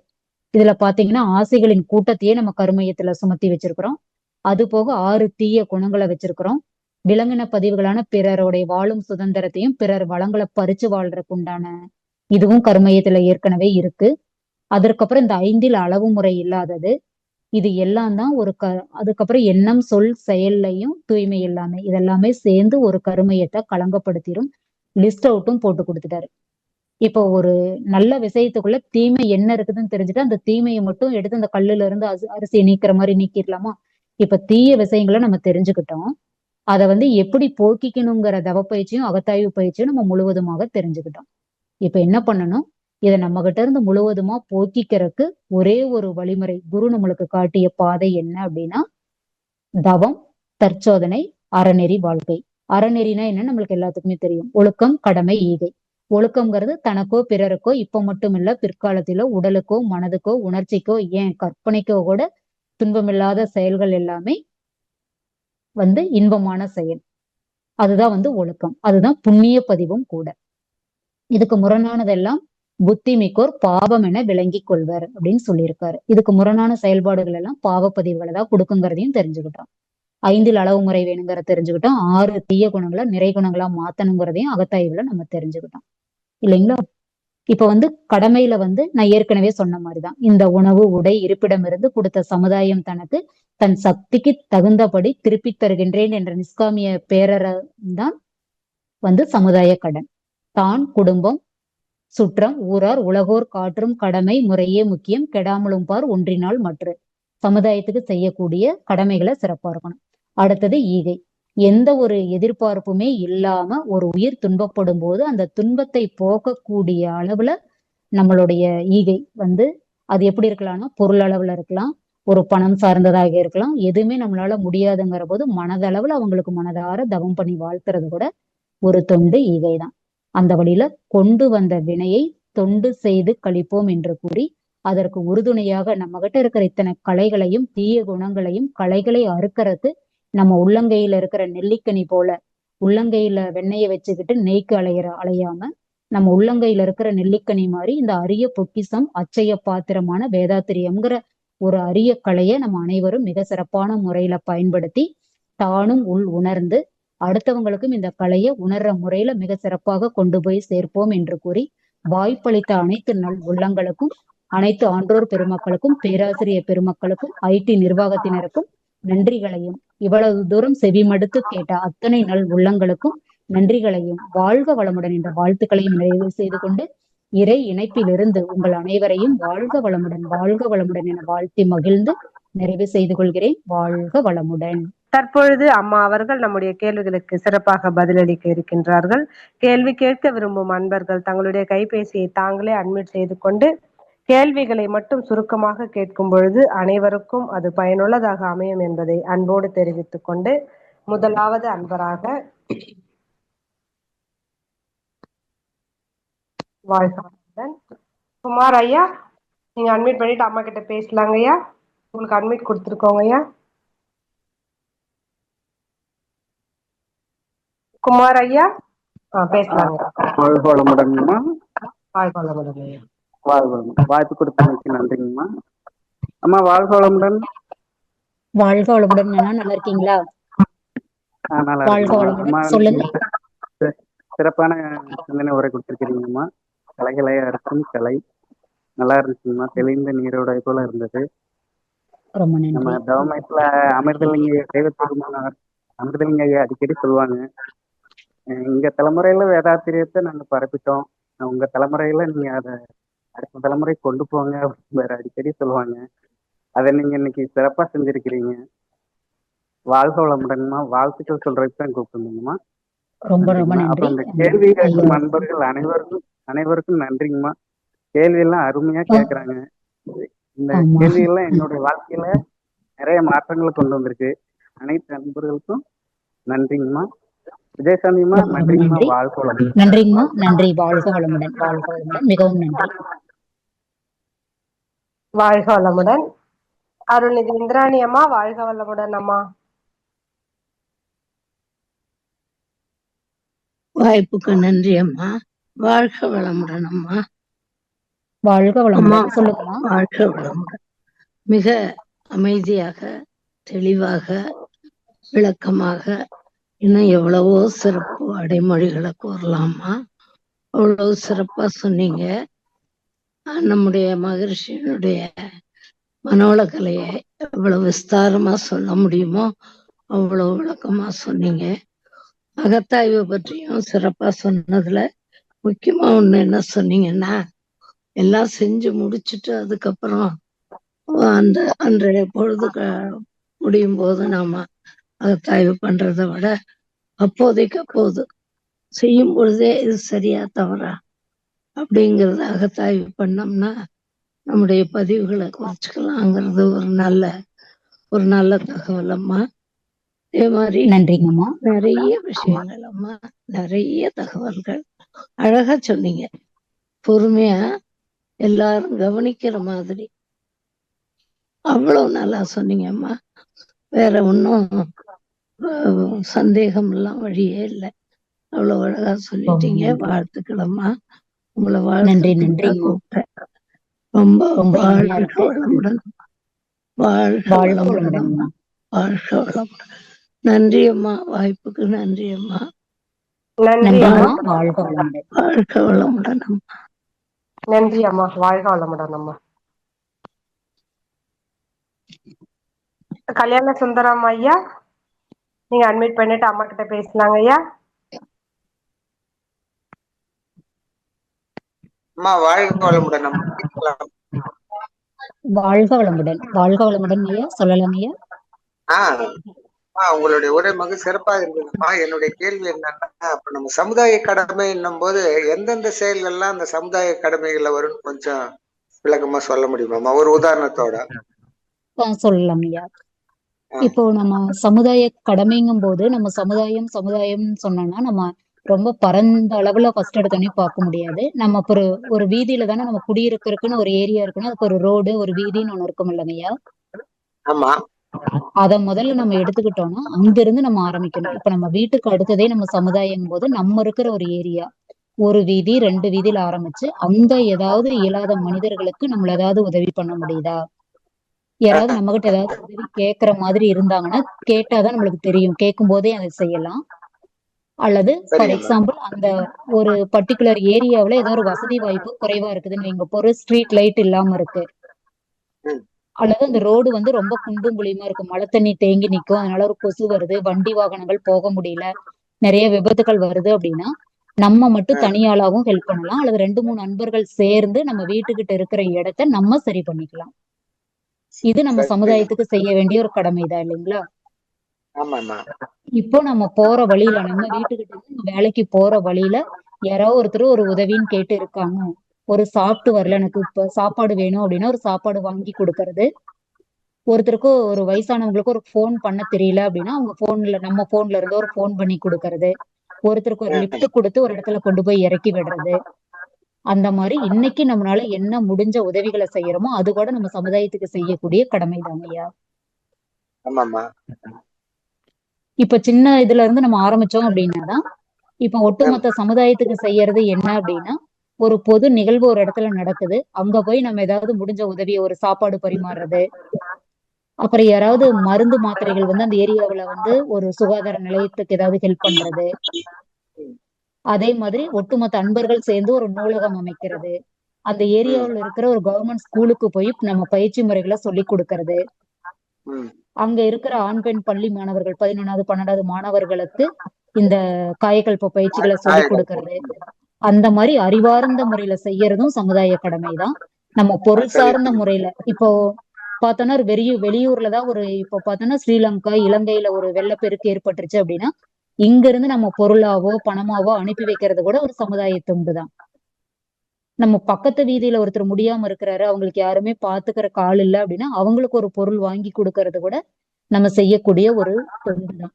நம்மளால வசதி, வாய்ப்பு, நேரம், நம்ம சூழல் எந்த அளவுக்கு ஒத்து வருதோ அந்த அளவுக்கு நம்ம சமுதாய கடனை வந்து செய்யலாம் ஐயா.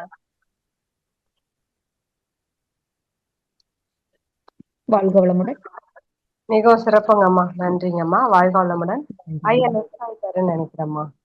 ஓகேங்கம்மா, வாழ்க வளமுடன். நன்றி. கிருபாநிதி அம்மா அவர்களை அன்போடு அழைக்கின்றோம். வாழ்க வளமுடன் அம்மா. நாகராணி அம்மா வாழ்க வளமுடன். அம்மா வாழ்க வளமுடன். அம்மா வாழ்க வளமுடன்.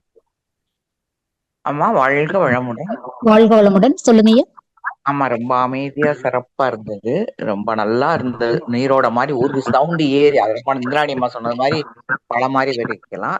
இதுல வந்து அவங்க சொல்ல மாதிரி கேள்வி பதிலுக்கே இல்ல, ஆனா அந்த பெருந்தன்மை, தகைமை ரெண்டையும் ஒன்னா எடுத்துக்கலாமா?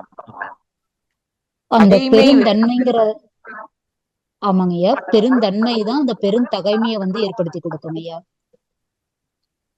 அது தலைப்பு வேற இல்ல. ஏமா 5 தலைப்பு சொன்னீங்க, நுண்பா நுழைவு அப்படி அந்த மாதிரி. இந்த நான் நினைச்ச பெருந்தன்மை வேற, தகைமைனா அது வேறையோ அப்படிங்கிற ஒரு சிந்தனை.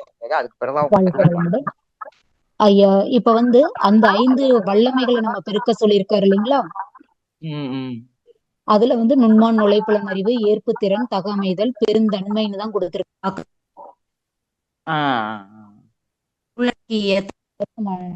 நடந்துக்கிறதுன்னு சொன்னேன் இல்லையா? பெருந்தன்மைங்கிறது ஒருத்தர்கிட்ட நம்மள திட்டுனாலுமே நம்ம திரும்பி திட்டாம அவங்களுக்கு தெரிஞ்சது அவ்வளவுதான் பெருந்தன்மையோட நம்ம போய்க்கிறோம் இல்லையா?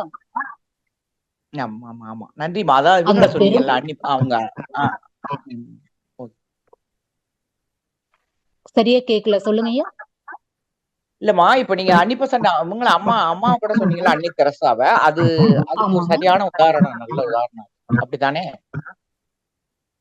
இது நம்ம எப்படி வேணாலும் எடுத்துக்கலாங்க ஐயா. ஏற்புத்தன்மைக்கு நான் அதை சொன்னேன். ஏற்புத்தன்மை அந்த சூழ்நிலை என்ன நடந்தாலும் கோவப்படாம ஏத்துக்கிறதுக்காக நான் அந்த அன்னை தெரசா அம்மாவை சொன்னேன்.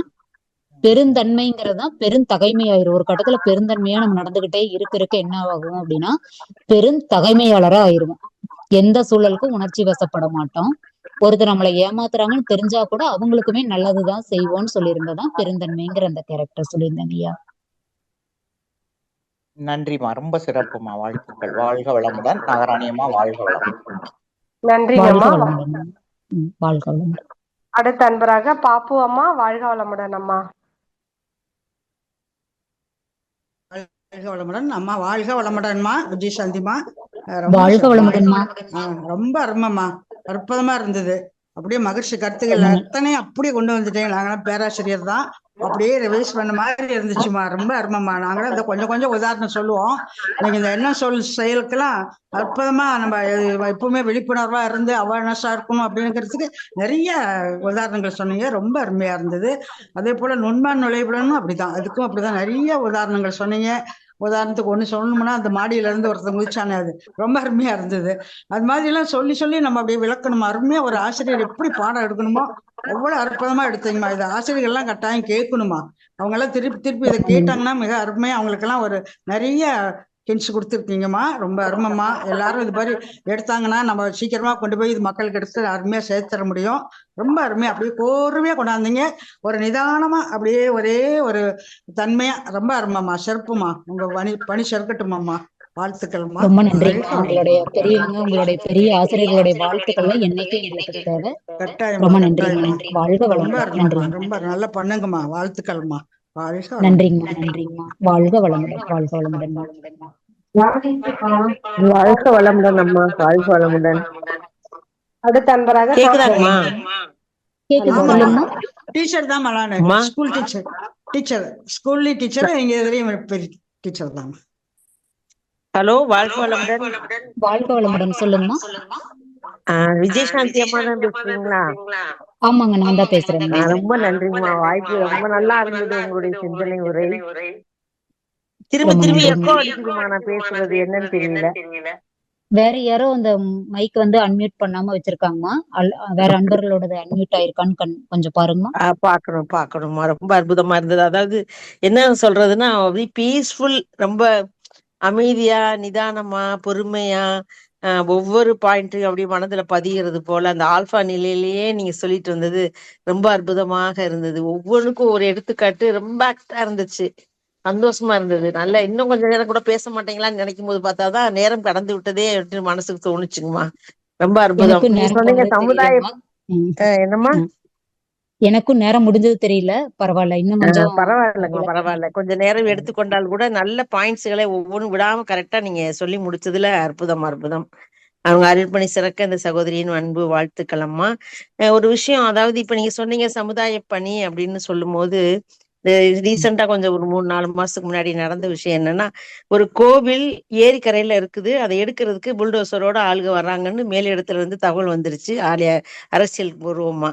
அப்ப அவங்க எல்லாரும் சேர்ந்து கூடியிருக்காங்க. நான் அந்த கோயிலுக்கு போயிட்டு இருந்தேன். அப்ப எல்லாரும் சொன்னாங்க, நீங்க எல்லாரும் வாங்க, நம்மளுடைய ஸ்ட்ரென்த்தை காமிக்கணும் அப்படி இப்படின்னு சொல்லும் போது எனக்குள்ளாக எப்படி ஒரு உத்வேகம் வந்தது. மகான் நமக்கு கொடுத்ததா என்னன்னு எனக்கு தெரியாதுமா.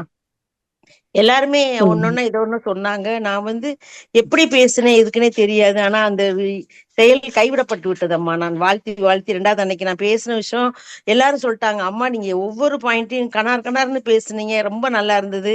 நீங்களே எங்களுக்காக வேண்டிக்கோங்க, எங்களெல்லாம் வாழ்த்துங்கயான்னு சொல்லி நீங்க கடைசியில சொல்லும் போது எங்களுக்கே நெகிழ்வா இருந்ததுன்னு சொன்னாங்க. இப்ப அந்த கோயில் காப்பாற்றப்பட்டு விட்டது. இது ஒரு சமுதாய பணிதானமா. இது அனைத்தும் மகான் கொடுத்த நமக்கு ஒரு அற்புதமான ஒரு எண்ணங்களையும் சூழ்நிலையும் நமக்கு கொடுத்துருக்காங்கன்னு நினைச்சுக்கிட்டேங்கம்மா. இதுவும் ஒரு சமுதாய பணிதாங்கம்மா. இப்ப நம்ம அருட்தந்தையே உங்களுக்கு பக்தி மார்க்கம் வேண்டான்னு சொல்லல. பக்தி மார்க்கத்துல இருந்துதான் நம்ம ஞான மார்க்கத்துக்கு வந்திருக்கோம். இப்ப அந்த பக்தி ஞானம்ங்கிறத தாண்டி ஒரு இடத்துல ஒரு பழமையான ஒரு புராதான கோயில் இருக்கு அப்படின்னா அதை எடுக்கிறாங்கன்னா அந்த ஏரியாவுடைய மக்களுடைய மனது கொஞ்சம் துன்பப்படும் இல்லைங்களா? நம்ம செய்யக்கூடிய செயலால நிறைய பேர்த்தனுடைய துன்ப அலை போய் அவங்களுக்கு ஒரு சந்தோஷத்தை ஏற்படுத்துது அப்படின்னா அதுதாங்க சமுதாய தொண்டு. இதை விட ஒரு மிகச்சிறந்த தொண்டு இருக்க முடியாது. நம்ம என்ன செயல் செய்தாலும் துன்பப்படுறவங்கள ஒரு மன அமைதிக்கும் மகிழ்ச்சிக்கும் கொண்டு வரதுலதான் நம்ம தொண்டினுடைய வெளிப்பாடு நம்மளுக்கு தெரியுமா.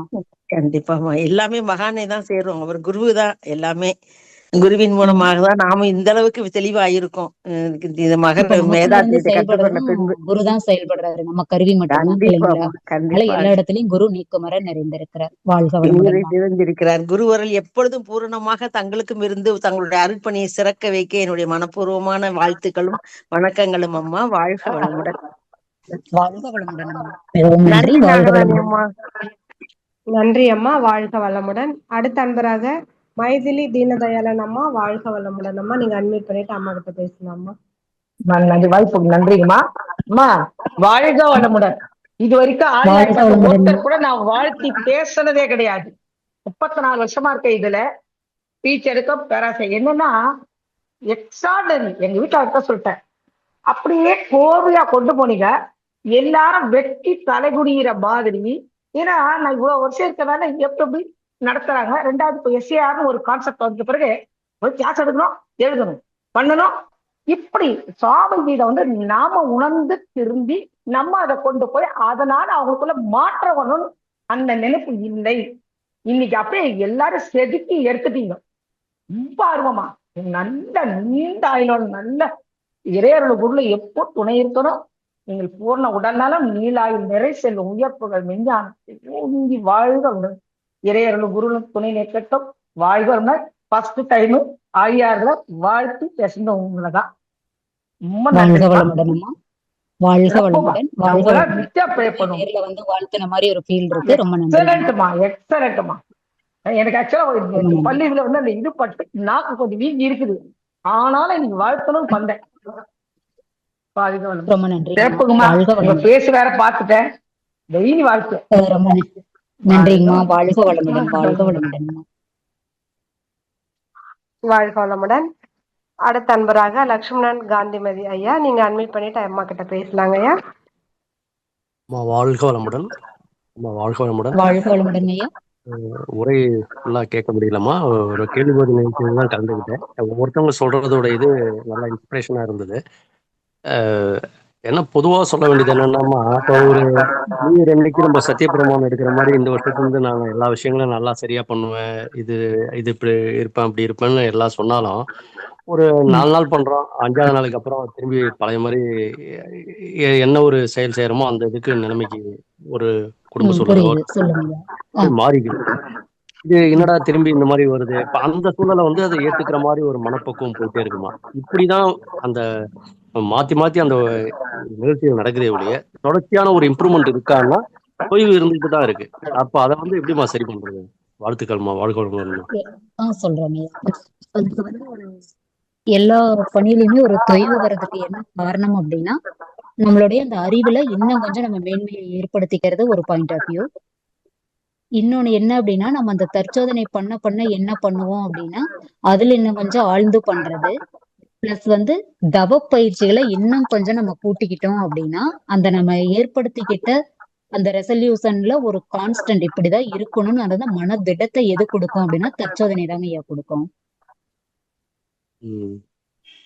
இப்ப என்ன பண்றீங்க, இப்ப நம்ம ஒண்ணு நினைக்கிறோம். ஃபார் எக்ஸாம்பிள் இந்த நியூ இயர்ல இருந்து நான் ஈவினிங் வந்து இந்த ஒரு வேலையை பிக்ஸ் பண்ணிக்கிட்டீங்க, இதை நம்ம தவறாம பண்ணணும்னு பண்றீங்க.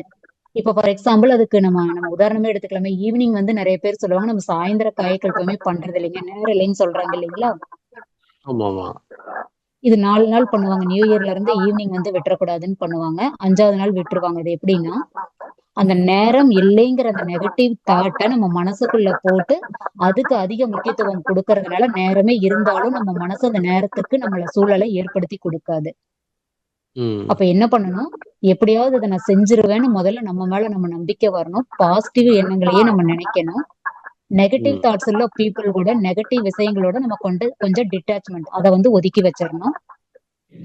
மேக்சிமம் நம்ம பாசிட்டிவான அன்பர்கள் கூடயும் பாசிட்டிவான எண்ணங்கள் கூடயுமே தான் நம்ம டிராவல் பண்ணணும்.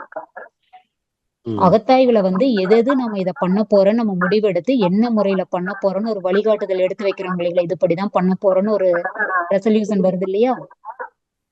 அதுல நிலைச்சு நிக்கிறதுக்கு அகத்தாய்வோட 2 மடங்கு தவம், காலையிலயும் சாயந்தரம் தவம் பண்ண என்ன ஆகும் அப்படின்னா, நம்ம எடுத்துக்கிட்ட அந்த கான்செப்ட்ல துல்லியமாகவும் தெளிவாகவும் திடமாகவும் நிக்கிறதுக்கு அகத்தவம் வந்து ஒரு முக்கிய காரணமே.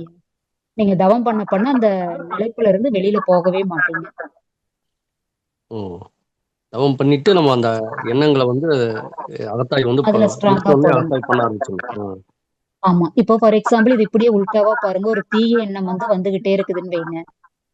அதனால ஒரு மோசமான பின்விளைவை ஏற்படுத்துங்கிறது நம்மளுக்கும் தெரியும்.